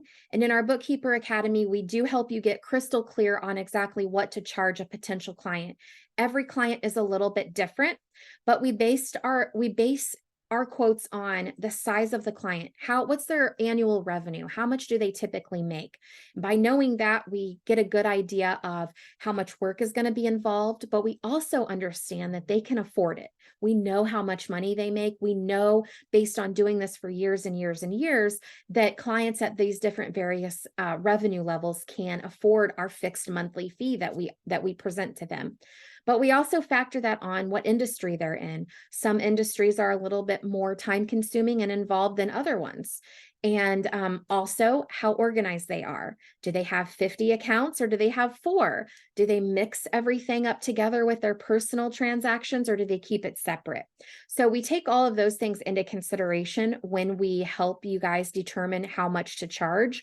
So that way, when you are doing the work, we can guarantee at that point that you're going to make at least $100 an hour, which is what makes these results possible. Now, your clients don't know you're making $100 an hour because they have no idea what work is involved in doing bookkeeping, and they don't know how you do your process, and they don't know how long it takes. All they know is that they're paying you a fixed monthly fee to get their bookkeeping done and have monthly financials sent over to them. So we help you quote really well into these fixed packages that we know business owners can afford. And then the second most important piece is understanding how to do the work in an efficient way. So we show you how to do all of the bookkeeping work very efficiently and in this great process. So that way you can streamline the amount of time it takes you to finish the work. Now, if you take your total hours that you work on your client in any given month and you divide that with the monthly fee that you're charging your client, you're going to make a minimum of $100 an hour working with your clients. But again, they're just paying you a fixed monthly fee. And the more efficient and the more fast that you get doing their work over time, you're going to start to even make a little bit more. which is really awesome. But we help you really streamline that workflow, understand what's important in doing bookkeeping, what's not really important, and also help you set boundaries with your clients. So if they ever ask you to do additional things, we can determine, hey, is that really in the scope of what they're already paying for? Or do we need to upsell them into a different package, or maybe charge them a little bit extra for this extra thing that they're asking you to do? That's called scope creep, by the way, but we help our students really keep a great efficient workflow and determine opportunities when they could maybe charge more for some things that their clients are needing done. So those two things hand in hand are what make this possible, what make it possible for you to have these results, make at least $100 an hour in your business. But the other key thing too is that we're helping you build this business and get the proper quoting and the efficient workflow down right from the start. But we are showing you how to do it with thinking about the end in mind. So a lot of times when you are working your business and getting started, you're thinking about today. What do I need to know today to get this off the ground, get this moving? But we also know what you wish you would have known. Like if you get 2, 3, 4, 5 years down the road in your business, a lot of times people say, oh, I wish I would have known that when I first started. Well, we already know those things. So we're helping you build the business with those in mind. And I'll tell you what a couple of those things are. So, Akaya, how much do you charge? Like I mentioned, it's different for every single client, but it's dependent on how big they are, what is their annual revenue, and what industry they're in, how organized they are. Do they commingle their funds? How many accounts do they have? Those are the main things that we help with. We also, in our academy, have a quoting tool that you'll be able to ask your clients a script, a series of questions, and they'll answer the questions, and then you'll be able to input it into the quoting tool, and it'll basically tell you exactly how much to charge. And in addition to that, we also help our students go over every single quote and make sure that it is exactly in line with what you need to charge to get these results. So we'll help you determine that. And I would say after you quote, anywhere from like 8 to 10 clients, you'll really start to understand the rhythm of it. It takes a little bit of time to really get that down because it is slightly different for every client. But I will say that can be a really awesome benefit of the academy, just even if that's all we helped with, because we had a client, a student named Sylvia, and she had been in our program for a while, probably about a year. And she came to one of the calls and says, hey guys, I just got this new construction client. I haven't had anybody in the construction industry yet. I used the quoting tool and I'm thinking based off of everything that I should charge about $500 a month. He's wanting all these services. And so one of our coaches said, hey, I think based on these additional extra things that he's asking for, you need to double your fee. I would recommend that you charge them $1,000 a month and go from there. And so she was nervous to propose that, but she went back to her client and she proposed $1,000 based on all of the information. He said yes, went ahead and moved forward with it. So she was able to charge an extra $500 per month, which is $6,000 for the whole year, more than she would have originally done it if she had done it on her own. So just having that backing, that support on even quoting can be really beneficial when you're growing your business because, $6,000 she would have missed out on, so that was really great. We use, Krista, we use a program called Calconic to have like this software that sets up the quoting tool. So I believe it's free for everybody to utilize, but we walk you through how to actually set that up for yourself. So you have a quoting tool built in to your business that you can use anytime. So we walk you through how to do that in our academy. And then you'll have access to that forever, which is awesome. But now when we're building this business with the end in mind, there's a couple of really important things to think about. The first one is we want you guys to be profitable in the future. Let's say in a year or 2 years or 3 years down the road, you decide you want to hire employees. We don't want you to have to completely change up the way you're running your business just because you want to hire somebody. And you need to be able to hire employees and still have profit to maintain so that you can still have a profitable business and be able to maintain that work-life balance that you want and have the money coming in that you want. So in the beginning, before you have employees, you're not only going to have the profit from the business, but you're also going to have that extra money coming in that you would normally use to pay for an employee, right? So yeah, Kim says the quoting tool is a wonderful tool. Awesome. Thank you. I love that. But we want your business to be so profitable that even when you hire employees, you still have tons of profit left over for your family.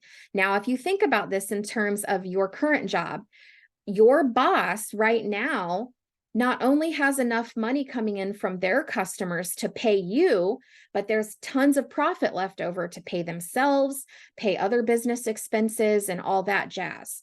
So this is kind of just how business works. You charge enough to not only be able to pay you, but to pay everything that comes along with your business.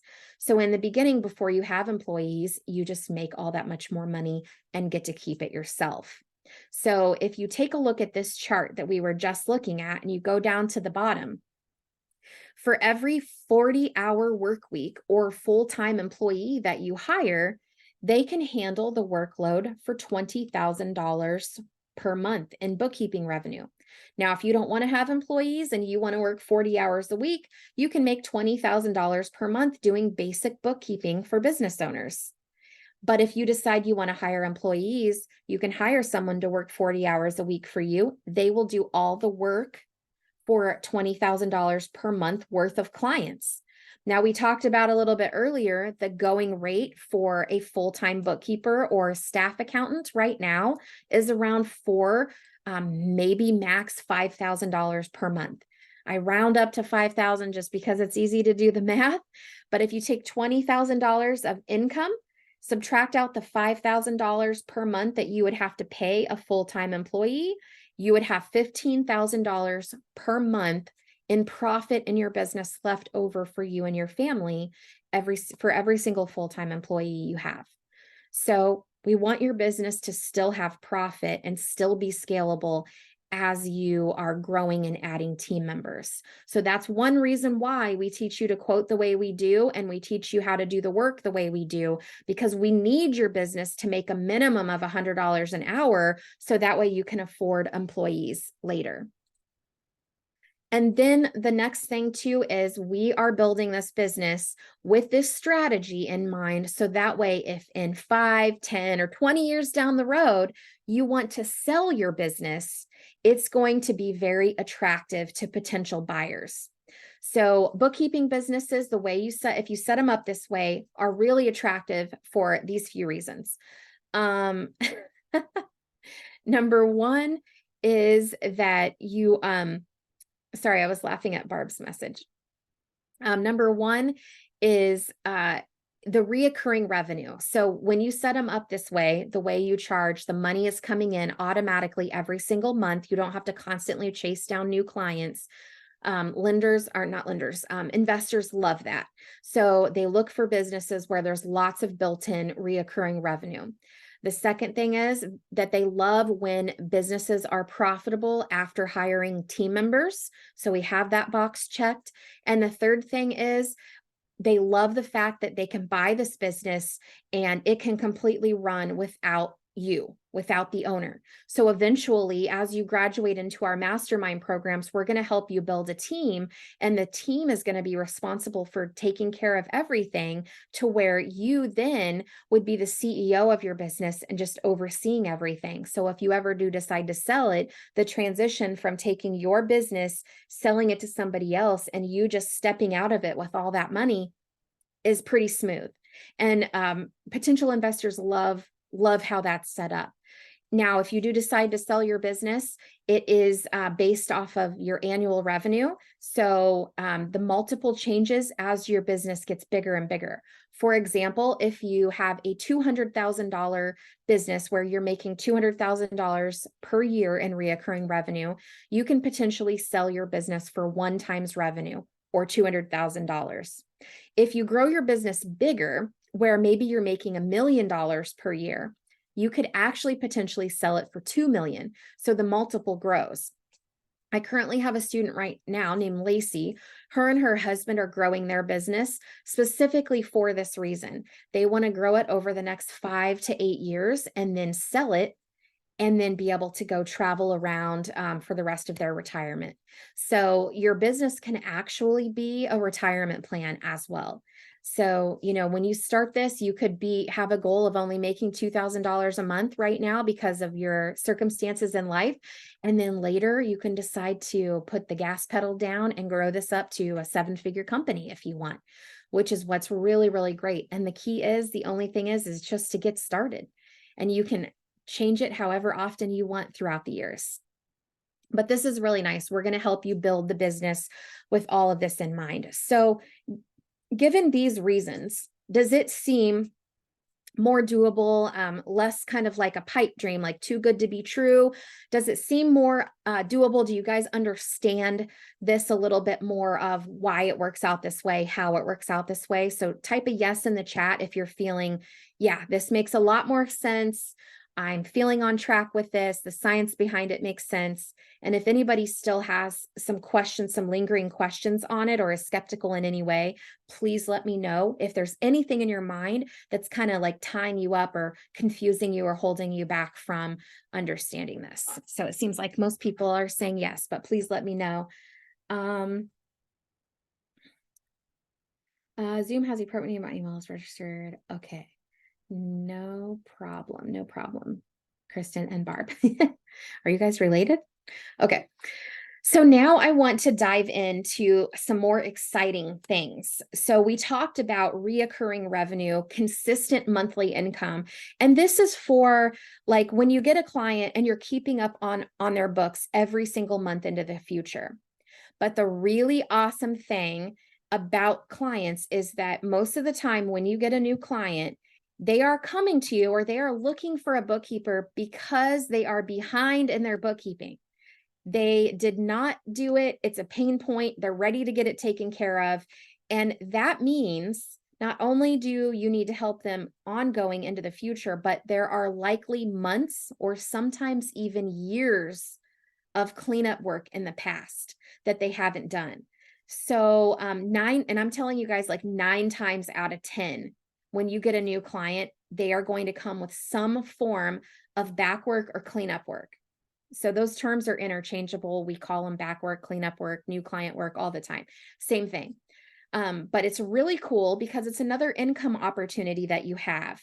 It's a little harder to predict, so I don't include it on those earlier slides where we show you the reoccurring income because it's hard to predict and every client's a little bit different. But I want to give you guys some examples so you kind of get an idea of how quickly you can actually start making lots of money, not just the 1,000, 2,000, 3,000, 5,000 a month, but how you can have bigger months even quicker than that.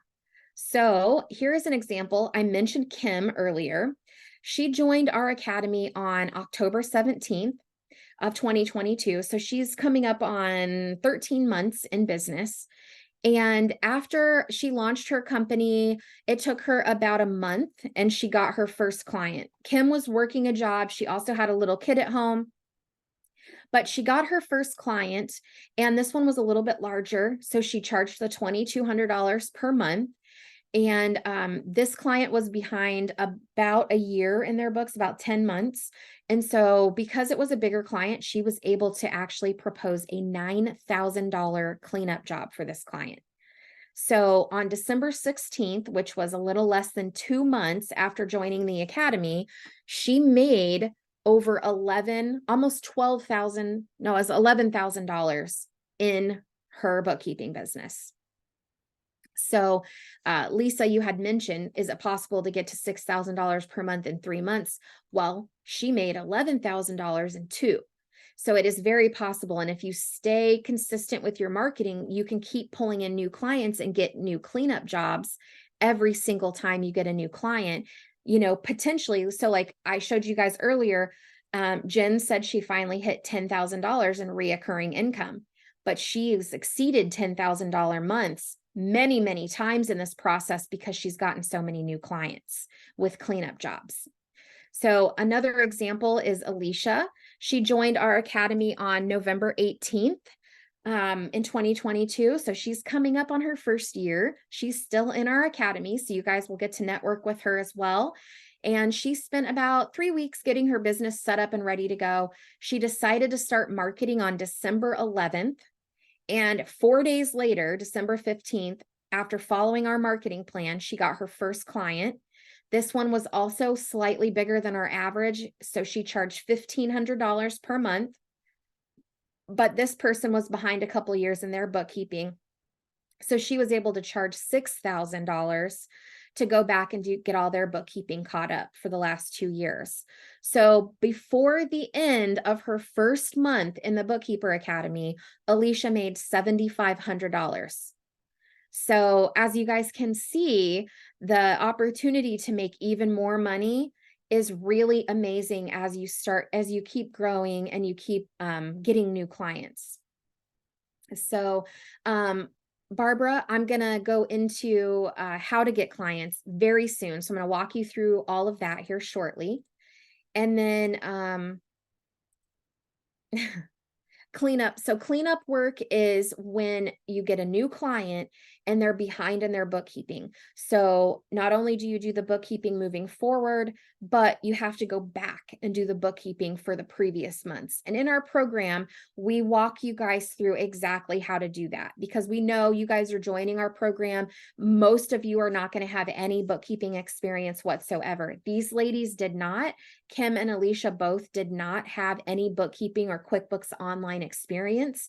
So we helped them with all the steps of accomplishing this cleanup job and then rolling right into doing the monthly bookkeeping for their clients as well. So we'll be teaching you how to do all of that. But the cool thing is, Alicia was able to collect $7,500 up front from her client. And then we taught her how to do a really great job.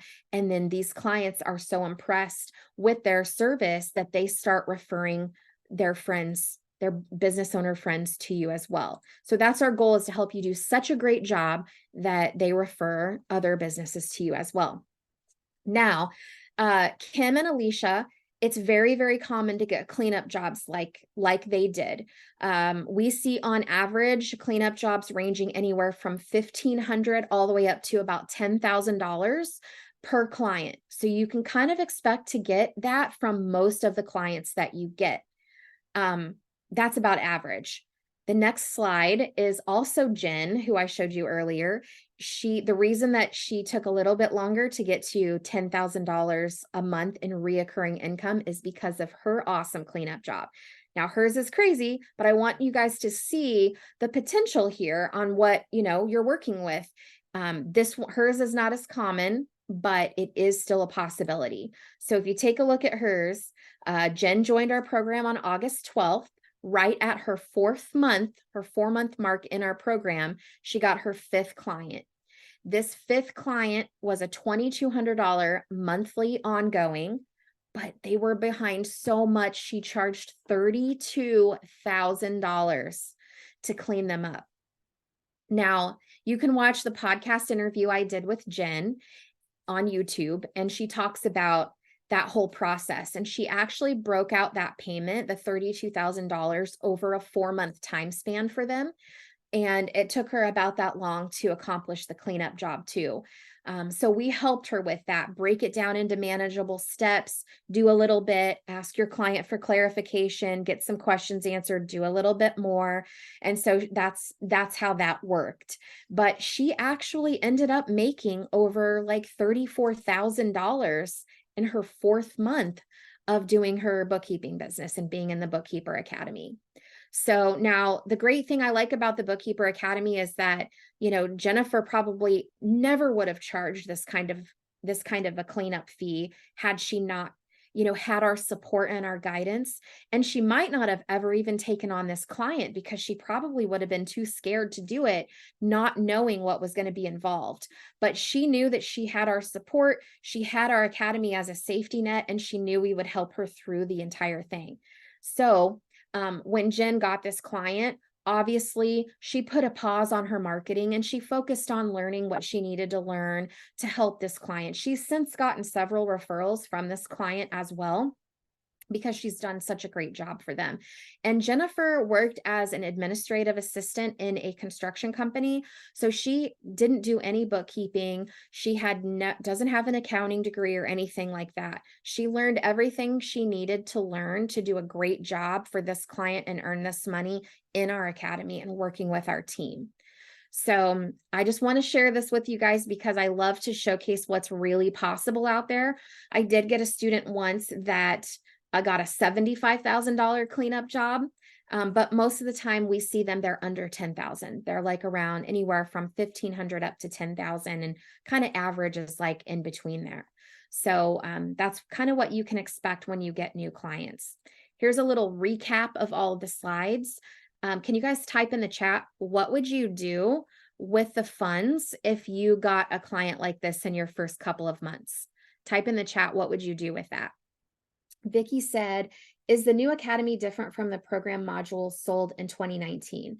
So Vicky, yes, over the last 4.5 years, we have made lots of improvements to our program. So one of the things that I love about what we do at the Bookkeeper Academy is we are constantly getting feedback from our students. We survey people every day. I'd like to say like weekly or monthly, but it's not. It's every day. Every interaction that we have, when we answer your questions in our group, when we get you on Zoom calls and we help you on there, when we're onboarding you, literally at every stage, we have surveys that go out all the time. You don't have to fill them out every single time, but anytime you can or want to, we love it. So we get that information and it lets us know, are students happy? Are they struggling with anything in any particular area? And we are constantly figuring out, how can we make your success easier this year than it was for students last year? We're always trying to make your success easier. So the program modules that started out at the beginning are still like the main core. The concepts haven't changed, but they have been advanced, developed, updated, all those kinds of things. In our academy right now, we have on average, like about a 40-minute response time for every single question. We have 8 to 9 Zoom calls every single week where we're available to help you. And we're available over 70 hours per week to help our students. When this program first started, we had 2 Zoom calls a week and we answered questions like once a day. So it is like really evolved and we have a ton of support. So great question, Vicki. Shelly says, how is it possible to market yourself to get these kinds of clients with no prior experience? Ooh, great question. It's hard for my brain to understand how you can charge this with no prior experience. So yes. And so this is a common belief that our students have to work on to get over. And that was something that Jen had to work on too.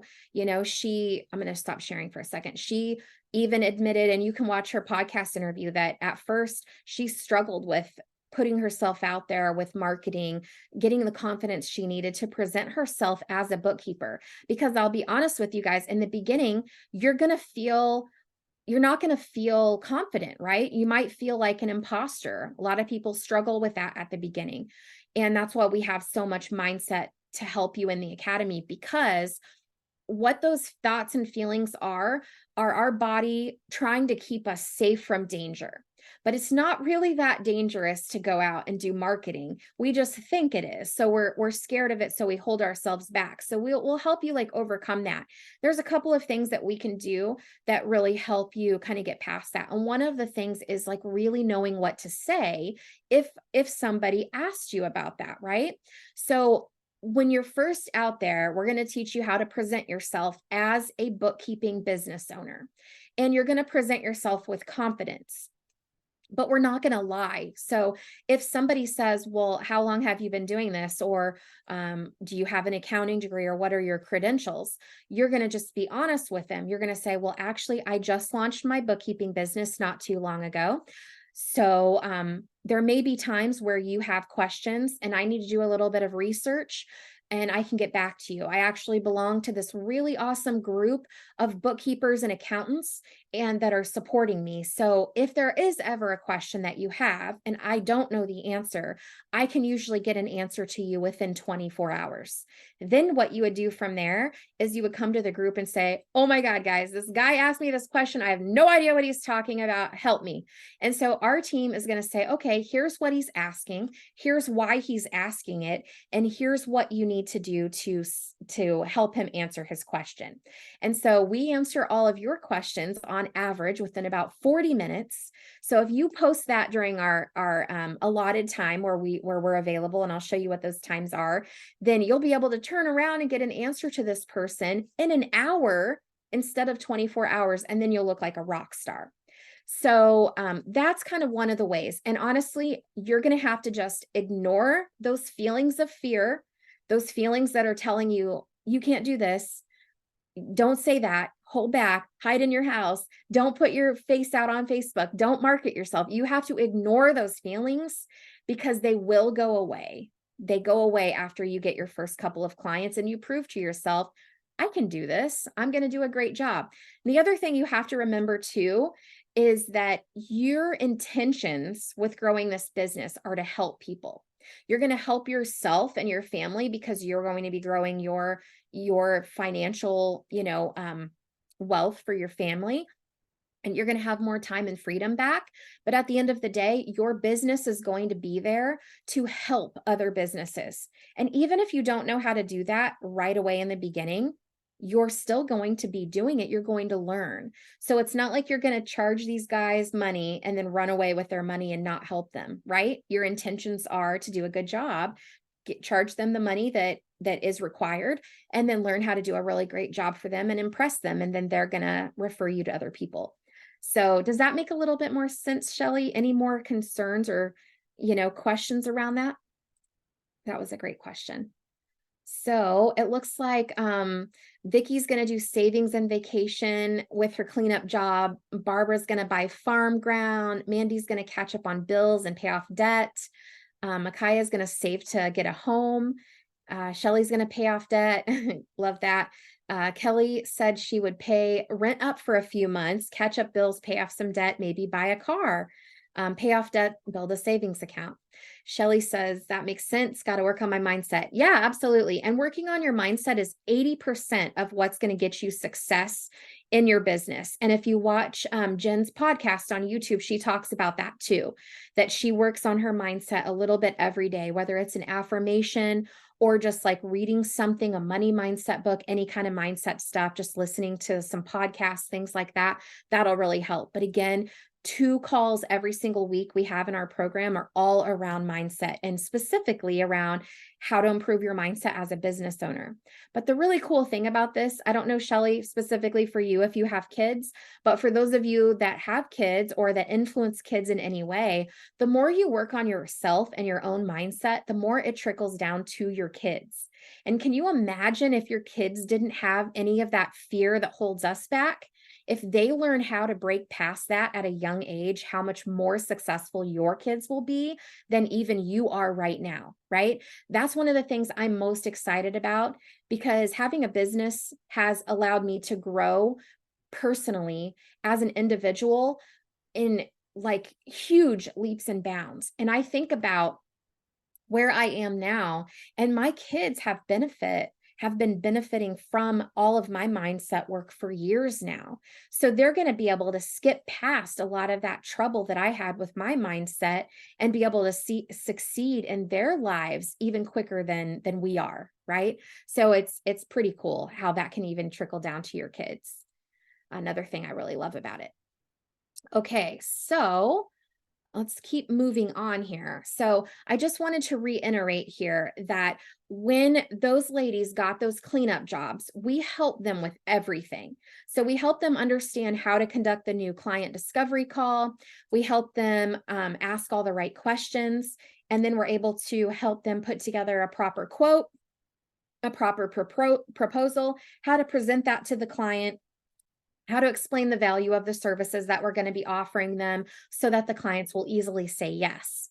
And then once they have the clients, we help them understand how to efficiently onboard the new clients, how to break the jobs, the cleanup jobs down into a manageable step-by-step process, how to understand how to do the cleanup work in the accounting software, and then how to do the ongoing monthly work. So in this whole process, they're going to make a minimum of $100 per hour doing this work. But out of all those things that we teach you guys, the most important thing we taught these ladies and the most important thing that we're going to teach you is how to find these clients as well, which all of you guys know is called marketing. So marketing is something that we teach in our academy because, and it's the most important thing, I feel like, because this right here, if you guys can, number one, get over your fear of marketing, but number two, learn how to do it efficiently and effectively, you will forever, for the rest of your life, be in control of the money coming into your family. So you will never be in a financial hardship ever again, because you'll know exactly how to go out and get another client if you need more money. Always. I had this, an example. I had this client named Robin. She is based out of Alaska. She homeschooled her 5 kids, and they always lived on her husband's income. And it was very small, and they penny pinched, and they did without most of their lives. When she started her bookkeeping business, all that changed. But what's really cool is one day she had to take her daughter to the dentist, and she found out her daughter needed about an $1,800 dental work. And she came home and she was like, where am I going to come up with $1,800? And so she's like, I'm just going to see, I put something out there on my marketing channels and see if I can get any new clients. So she did that. She got a couple discovery calls booked, and one of them she ended up quoting. The quote ended up working out to be exactly $1,800, and he signed on and paid that invoice like the next day. She literally manifested the exact money that she needed to pay for her daughter's dental work. And so that happens all the time with marketing. You just turn it on. You guys know how to do it because we're going to teach you. You turn it on anytime you want more money or you want more clients or need more clients, and then here it is. You've got it. And this is how you can really, truly take control of your financial freedom for your family, is by understanding this. So usually our students spend about an hour a day on their marketing. We recommend more in the beginning if you have the bandwidth to. And then as you start getting more clients coming on board and you're learning more about bookkeeping, a lot of times our students will kind of scale down their marketing to focus on providing the great service for their clients. And then once they get their clients squared away and they've got the bookkeeping down, they'll ramp their marketing back up again. So there are 3 main methods that we teach our students to get clients. All 3 methods have been proven to get our students from $0 to $100,000 per year in their business within the first 12 months. So even if you choose to only do 1 out of the 3, we know that you can get to $100,000 in your first year by even just doing 1.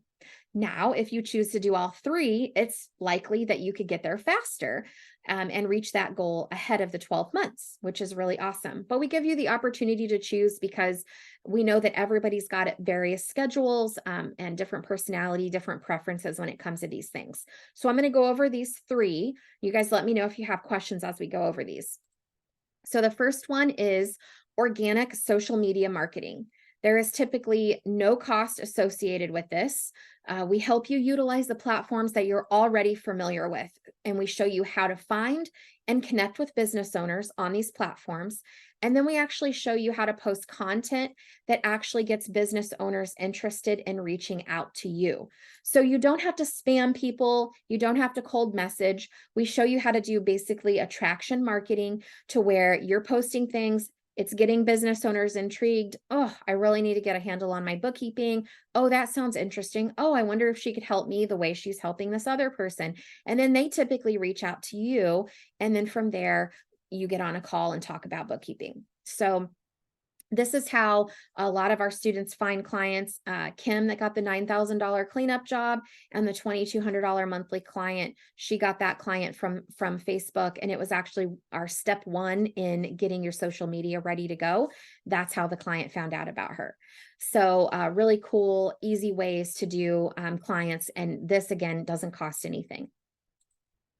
The second option we have is called networking groups. So we have our students join networking groups. Most of these are local in person, but sometimes you can find good ones online.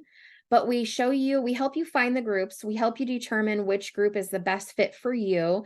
And then we help you create a strategy around getting the most out of these networking groups. So you know exactly how to get clients from the groups and create referral partners.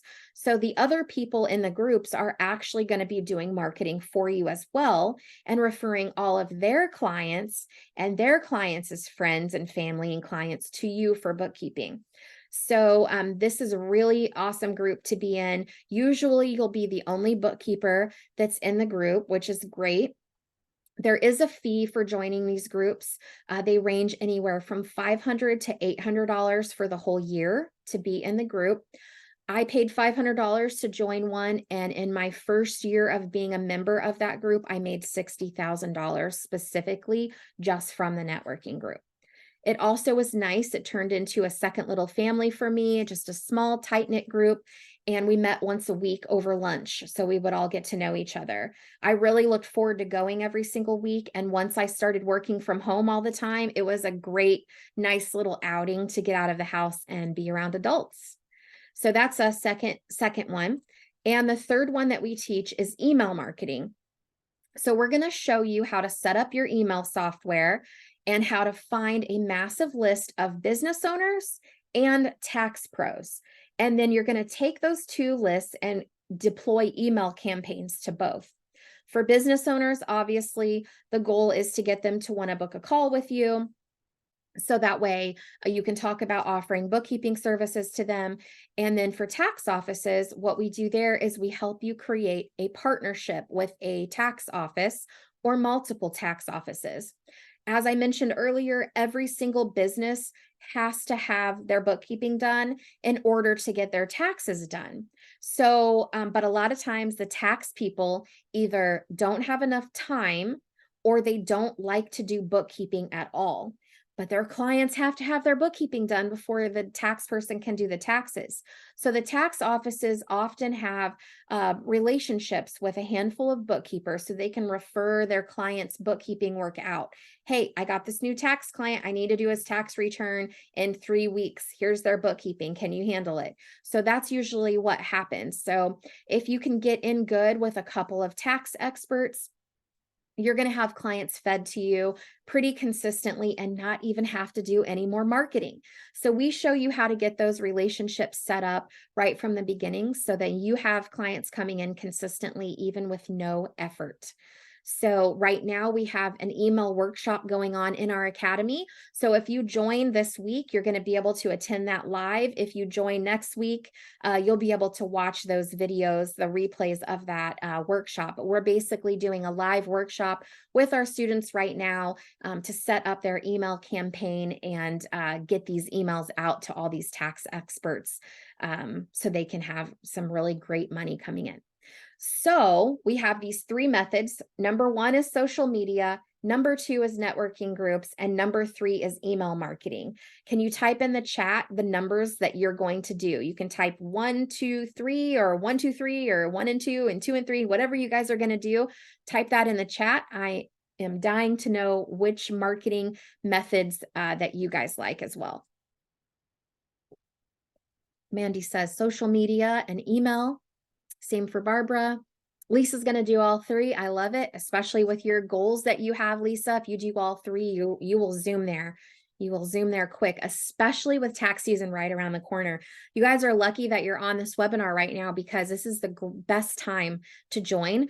If you get started right now, get everything set up, get all the learning out of the way, get your marketing going. By the time tax season gets here, you're going to just get influx of clients if you want them, which is really, really awesome. Akaya is going to do all three as well. Okay, great. So now we've talked about goals. We've talked about, what it looks like to have success in your bookkeeping business, how you can reach them. What are the roadmaps? What does a bookkeeping business look like?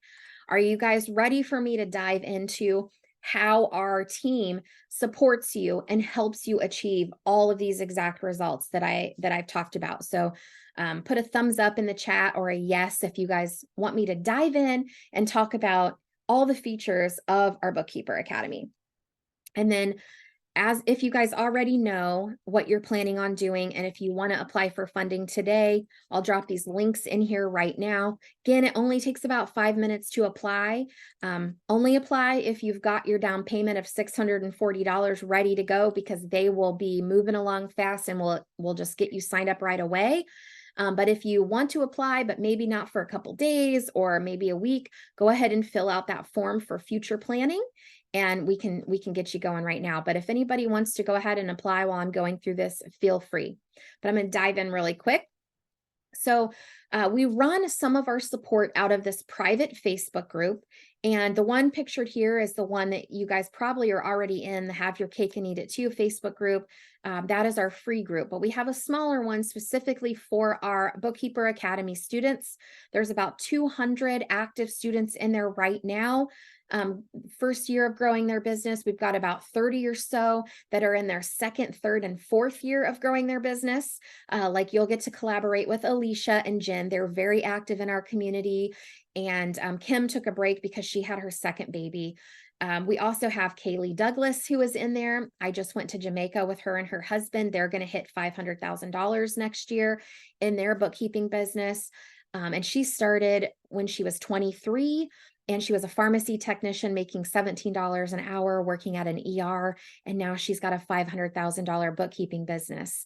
And she's in there. She does some guest coaching every once in a while, but she's always really active and gracious to answer questions in there as well. But we also have about 8 to 10 different team members that are in there. They're all experts in either mindset, growing a business, scaling a business, or actually doing bookkeeping or tax work. And you're going to have access to all of those people. And when I say access, you're going to get them in lots of different ways. So the first one is we actually treat the Facebook group like a ticketing system. So you're going to get to post questions in the Facebook group. Questions can be based on the coursework you're going through, client interactions that you have, different process that you're in your bookkeeping business. But you can post those questions in here. It can be related to sales, marketing, quoting, QuickBooks Online, technical bookkeeping, technical tax questions, workflow, mindset, literally anything you can think of. You're able to post that into our group and we answer every single question. So during our business hours, we currently have about a 40 to 45 minute average response time on every single question that's answered or that's asked in the group. So right now, our hours are 6 days a week, Monday through Saturday, 9 a.m. to 9 p.m. Eastern time.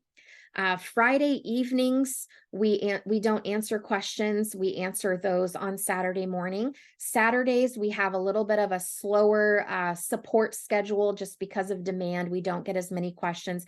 And then Sunday, we don't answer questions on Sunday, but anything you post on Sunday will get answered Monday morning. But basically Monday through Thursday, 9 a.m. to 9 p.m. and Friday, 9 to 6, we answer all of those questions within 45-minute response time. And Saturdays too, it's just a little bit slower. But any questions you ask outside of the shift time, we do answer those first thing on the beginning of the next shift. What's really awesome for you is that you can get a really quick answer to anything that you need to know the answer to. If you don't have this, what you would have to do is Google and search, watch a ton of YouTube videos, try to decipher between all the information. Did this really answer your question, or did it confuse you even more? Do we even know if it's the right answer to the question that you have? So you get to avoid all of that in our academy by asking in there, and we will just answer your question and we know exactly what the answer will be. And I use these charts to track everything for our team so we can see the metrics. We know exactly how many questions are answered. This particular week, it was 578. With 71% of those were fully answered with the first response from my team, and the average response time was 42 minutes. But even for those extra questions that required some clarification or maybe like a back and forth conversation with my team and with the students, we were still able to resolve every question within 65 minutes, which was really awesome. An average response time or average resolution time of 65 minutes. So we track everything and we know that you guys are going to get super fast, super quick, super accurate answers, and you don't have to do all that Googling and researching. But also, in addition to that, like I mentioned, we have 7 to 8 Zoom calls every single week. Schedule changes here and there just depending on the season. Like, for example, in tax season, we have more calls because it's busier. Right now, we have calls every Monday through Thursday at 12 p.m. Central Time and Wednesday at 7 p.m. Central Time. We also have an extra mindset call on Friday afternoons. And then all this week, we have evening calls doing our marketing workshops. So it's really cool. Most of these calls are general Q&A. So you'll get on the calls and at first people just kind of listen in and see what they're all about, learn from other people. But then as you start working through the coursework, working through the marketing plan, onboarding your clients, you'll start to have questions that you'll get to be able to ask and utilize the calls. So they're usually a minimum of 60 minutes long. Sometimes they go 2 hours, just depending on how many people are attending and how many questions are asked, but we do stay on until pretty much every question is answered for the most part. You'll also have a client success director that's going to support you one-on-one via email and texting, and they'll help you with your step-by-step process so you always know what's the best next thing to be working on to reach your goals. They'll help you develop your marketing plan, give you accountability to reach your own goals. As this program is self-paced for everybody and everyone has different goals, she'll help work with you on, okay, what do you need to be doing to reach your goals? And then in our program, you're going to have access to a ton of advanced coursework, but we don't really want you to go through all of it at the beginning because it's not going to be necessary and you probably won't retain it all without having some hands-on experience. So our client success director is going to help you know what coursework you need to be working on at the beginning. And then as you start to get clients, we'll direct you back to any additional coursework that might be helpful depending on the different need that you have or the stage that you're in your journey. So that can be really helpful. So you don't waste any time doing things that, aren't necessary yet. A lot of times, what we see for our students as the journey in the Bookkeeper Academy is the first couple of weeks, you're going to be setting up your business back office so that you're ready to take on clients, like opening your bank account, getting your email set up, those kinds of things. And then you're going to start learning the basics of bookkeeping and business ownership. You'll learn what it looks like to provide amazing service to your clients, and then that'll give you enough information to be able to communicate intelligently with a potential client, even though you're not going to know how to do everything yet. And then we're going to show you how to conduct a potential client discovery call with a script. So that way, when you start your marketing, if anybody is interested, then you'll be able to hop on a call and know how to handle that. Then from there, we'll work with you to develop and launch your marketing plan and get that going. And as you're starting marketing, we're going to help support you, give you feedback from these group calls, and help you learn how to get your first few clients. Usually all of that happens within the first couple of weeks. And then by month 2, you're going to start enrolling your first few clients, getting help with the cleanup jobs, understanding how to onboard clients, and actually completing the bookkeeping work.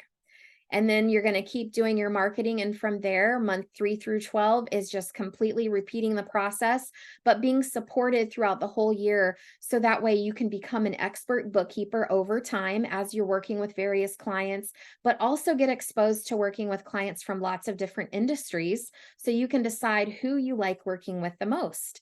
So our team is going to help you set that foundation for a profitable business that gives you the financial, location, and time freedom that you guys are looking for. So that's kind of how the whole academy works. What questions do you guys have on the Bookkeeper Academy and the support? So type your questions if you have them, and then type a yes in the chat if you feel like the academy would be helpful in helping you reach your goals that you have for your family. type a yes in the chat if you feel like it would be helpful.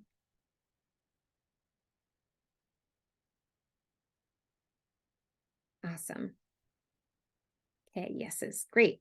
Great. Awesome. So again, the links, do you guys still see the links for funding? If you want to apply for funding and you're in the US, you have that link. Here's what it looks like when you go to this page. It takes about 5 minutes. You hit apply now. It's going to take you through a traditional application process. No matter what, everybody gets approved. So if you are ready for your down payment, you have the $640 down to get in. You can go through this process. You can book the call with the lender. They'll be in touch with you over text and email as well. And then they collect the $640 down. Then we get you onboarded and into our program. Like I said, Kim that's on here, she got onboarded in pretty quickly before they even released the funds to us. She already had her potential client. I had a girl named Crystal who joined my Saturday webinar about a month ago. She applied, she was approved. Monday morning, she got on a call with them, made her payment, got into the academy, and by Tuesday, she already had a potential cleanup job. So it can all happen really quickly if that's what you want to do, if that's the timeline that you want to do. And then if you guys are planning on doing this, but maybe you need like a day or two or a week to secure your first payment, you can fill out that form that says planning to apply in the near future. That way we can help you along the process of getting started and working with you there. So does anybody have any questions for me on the funding process? Let me know if anybody is planning on applying today. Oops. I didn't want to cancel the recording, or if you guys are planning on applying in the next week or two, we'll watch for that as well. And what questions can I answer? Appreciate you guys all staying on here as well. I know it can be kind of a long webinar, but you guys are learning a ton and I love it. Any other questions that I can answer for you, Lisa or Shelly, Akaya, Mandy? Mandy says, I need a client to afford the down payment. Okay, so some people do go out there and they look for clients. We just had a girl named Jessica. She joined the academy because we, suggested she go talk to some of the local CPAs in her area. And she happened to go talk to one, and he actually wants to offload his entire book of business to her to have her take over all of the bookkeeping clients. So she immediately joined the academy so that we could help her with that. So you could start marketing ahead of time if you want. That's always an option too. Some people prefer to do that. Some people prefer to know that they've already got the safety net of the academy to get them going. But if it's for a financial reason, like you can't afford the $640 per month, is there anything you can do in your budget to kind of switch it around? Could you pay your cell phone bill with a credit card for a few months so that you have a little extra in your checking account to make this payment until you get the clients rolling in? Because, if you follow the steps and you've got that $2,000 per month coming in within just the first couple of months, then you really only have to come up with a few payments before then you already have bookkeeping income coming in to not only cover your monthly payment for the investment, but then extra that you have that you can put towards your bills, your monthly bills and whatnot. So sometimes you got to think outside the box to be able to change your situation, right? So if you want to be able to get in and get some clients, you got to take a little bit of a risk. That's kind of what being a business owner is taking a little bit of a risk to get you to the next level in your life, right? And I know it seems counterintuitive to invest into something before you have clients, but if you could do this on your own, you already would have, right? So sometimes you got to take that leap of faith. Barbara says, I'm going to apply later today, have an appointment, have questions, and I'm going to have to go. No problem. I'm going to have Sean text you. So if you have additional questions, don't hesitate to reach out. Sean will be available to answer all of those questions as well. And Shelly says, probably in the next couple of weeks. Thanks so much for your time. Super helpful. You're welcome, Shelly. It was great to chat with you. Feel free to let us know if you have any questions. Yes. All right. So, Akaya, you could always apply for funding if you don't want to use a credit card or apply for a credit card. A lot of credit cards will do a 0% interest that you can utilize to advance that. So yeah, you guys, if for those of you that feel like you need to get a client before you join, you can definitely do that. But I would also encourage you to think about your mindset around that. Why do you want to get a client before joining, or why do you feel like you need to? And do you feel like you would have the confidence and the success to go out and do it? If you join the academy, you've got the scripts, you've got the outline, you've got everything that you need to know to get clients. But if you try to do it on your own, you may not have those. It may be a little bit harder. It may take you a little bit longer to get a client. So let's say, for example, if you are doing it on your own, kind of going blind, then maybe it takes you 2 or 3 months to get your first client. But let's say maybe you invest the 640, get started now, then you get a client within like 2 weeks. You could actually make a lot more money in that time difference by getting started now versus, dabbling on your own. So everybody has different, comfort level with that. And it just depends on if you feel like you're going to have success. Is the investment worth it? Do you feel like you're going to have success if you invest? Do you trust us enough to go ahead and, take that leap of faith to enroll in the program, knowing that you're going to make the money back? Or are you still hesitating because you're not really quite sure if you'll be able to actually have results? So I feel like a lot of times when I'm talking to people, especially one-on-one, they don't move forward because they still feel a little unsure that they would actually have results. So if any of you guys feel that way, please let me know. I'm happy to address that. But that's one hurdle that you'll definitely want to get over is, do you believe in this program? Do you believe in the results? And do you believe in yourself? And if those 3 things line up, then it's a no-brainer to come in. But if they don't all line up, then you'll still have doubts and reservations about getting started. So if you need help figuring all of that out, I'm always here to help. Feel free to let me know what you guys think about that. And I will hopefully be able to address your questions and help you guys make a decision on moving forward. Debbie says, going to discuss with my husband, but I'm very interested. I'm in Canada. All right. Yep. Feel free to apply for Canadian funding. That one's a little bit different. So if you want to go ahead and apply now to see what your options are, you're welcome to do that. Let us know what your husband says, what questions he has, what concerns, and feel free to show him the replay or bring him back, Debbie, and we can always answer any questions that he has too. And also, my husband's really great. If you want to connect them, when my husband texts you, he can chat with your husband too. Because my husband was really skeptical when I first started my business too, and he was like, "I'm not really sure if this is gonna work," and I was like, "Me neither, but I'm gonna try." So, he can show you his perspective as well. Mandy says, you've been unemployed for 9 months, so it's not a matter of tightening my belt. I have struggled a lot with imposter syndrome, and I believe this program will help me, but I don't have any resources left for a large down payment. Okay, so yeah, I always feel really sad when people are at the very, very end of their rope to get into the program. It sucks. And so I can understand the hard spot that you've been in. But if you have any family members or anyone that you would be able to rely on, even to just cover the first 2 to 3 payments, you'll have clients coming in that'll be able to cover that, and you'll be able to pay them back. Don't forget of the cleanup jobs, right? If you get a cleanup job in your first month, just like most of these ladies have gotten, then you'll be able to pay the future payments for months. You'll be able to tuck that money in savings and have it available.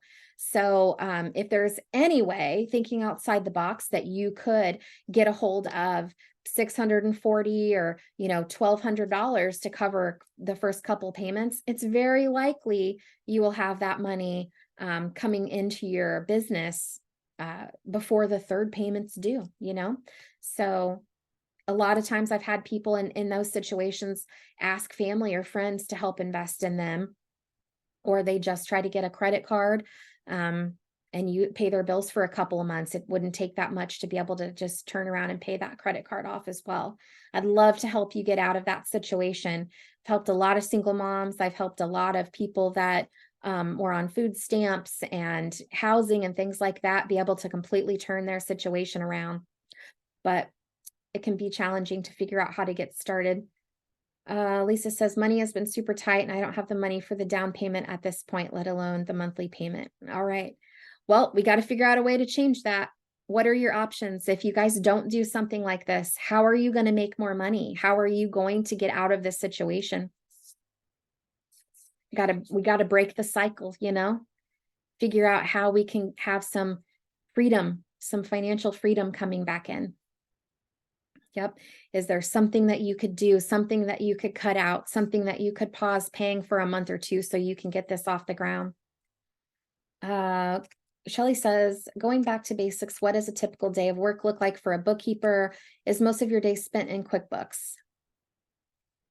That's okay, Shelly. It's great. So yes, that is a great question. So, your typical day as a bookkeeper will change over time as you're at various stages of your business. But let's say at the very beginning, when you first start your business, you're going to spend a lot of time watching videos and doing your marketing and implementing your marketing plan. Then as you start to get clients, let's say maybe you are at your second goal, right? Where you've got clients coming in, you're focusing more on the bookkeeping and not so much on the marketing. So what you'll do is, and you can structure this however you want, but what I used to do is get up every morning. I would go into each one of my clients. I would refresh the screen. The screen automatically pulls in all the transactions from all of their bank and credit card accounts. And I would input all of them, categorize them how we'll show you how to. So basically you put the name of the vendor and the category, you add it into the program. So we call this clearing the banking screen. And it takes anywhere from like 5 to 30 minutes per client, just depending on how many clients you have, what size they are, things like that. So I would filter through all of my clients. You can do that daily, you can do that weekly, you can do that monthly, whatever you want to do. And then at the end of the month, when all of the bank statements cut, you'll go back in and you'll compare the bank statement with what you have in QuickBooks. It's called bank reconciliation. And then you'll do a quick review of all the transactions you added, make sure you didn't make any errors. And then you print off their statements to PDF and email it to them. And that's basically how the whole month goes. Now, when you have cleanup jobs, you'll be working through that and going through that process much quicker, but for the past months, and things like that. And so then when you're doing your marketing, you'll be sitting at your computer doing your email campaigns or doing your social media or going to your networking groups, whatever you decide to do. So that's kind of the typical day. 80% of it's data entry, 20% of it is higher level skills that you'll learn in the academy, as far as like how to look for creating the financial statements and how to categorize transactions based on, tax law and things like that. Let's see. I'm a hands-on learner, and although this information makes more sense than other webinars I have watched in the past, I wonder if the Academy has mock bookkeeping options to learn and use as I go. I love numbers, and bookkeeping has always been something I've wanted to learn and do. So, great question, Lisa. In our program, we've been asked this a couple of times, but what I say is that you're never going to be fully ready for clients, no matter how much learning, how much practice, how much training that you get. You're never going to be ready for clients. You're always going to feel nervous or anxious or that you don't know enough. I even felt that way 2-3 years into my business. It's just how it is like when you have a business. So I don't always feel ready to do these webinars. But what you have to do is make yourself do it.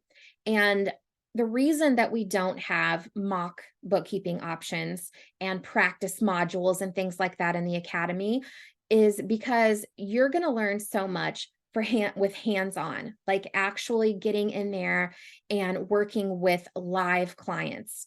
And you're going to learn everything you need to know doing that. But at the same time, you're getting paid.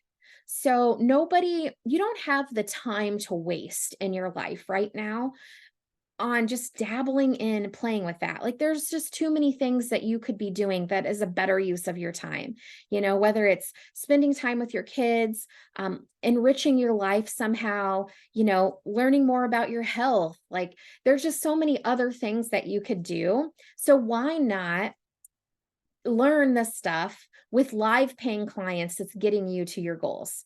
So I like to take out things out of our academy. I don't put things in our academy that are going to give people busy work, an excuse to not do marketing, because there's always going to be a million excuses to not go out there and try to find clients.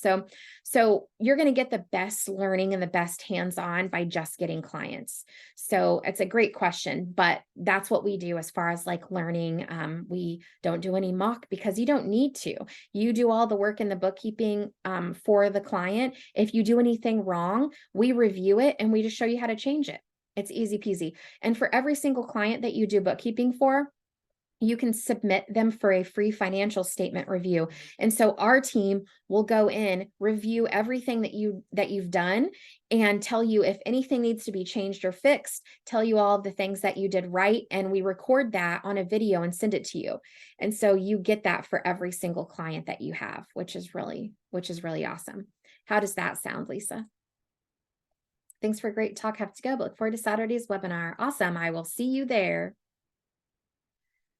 Okay. Perfect. All right. Well, I hope to see you guys either on Saturday or in the academy. So if any of you want to go ahead and apply for funding or fill out that form, we would love it.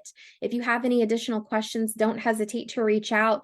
Sean will be texting you guys, and so you'll have his phone number, so you can text him back and let him know if you have any questions or if anything else that I can address. So thank you guys so much for being on here. It was really fun. I'm really excited to be able to help you guys reach your financial location and time freedom goals for your family, and use this bookkeeping business as a vehicle to do it. So we will see you guys on Saturday, and I'll talk to you soon. All righty, bye.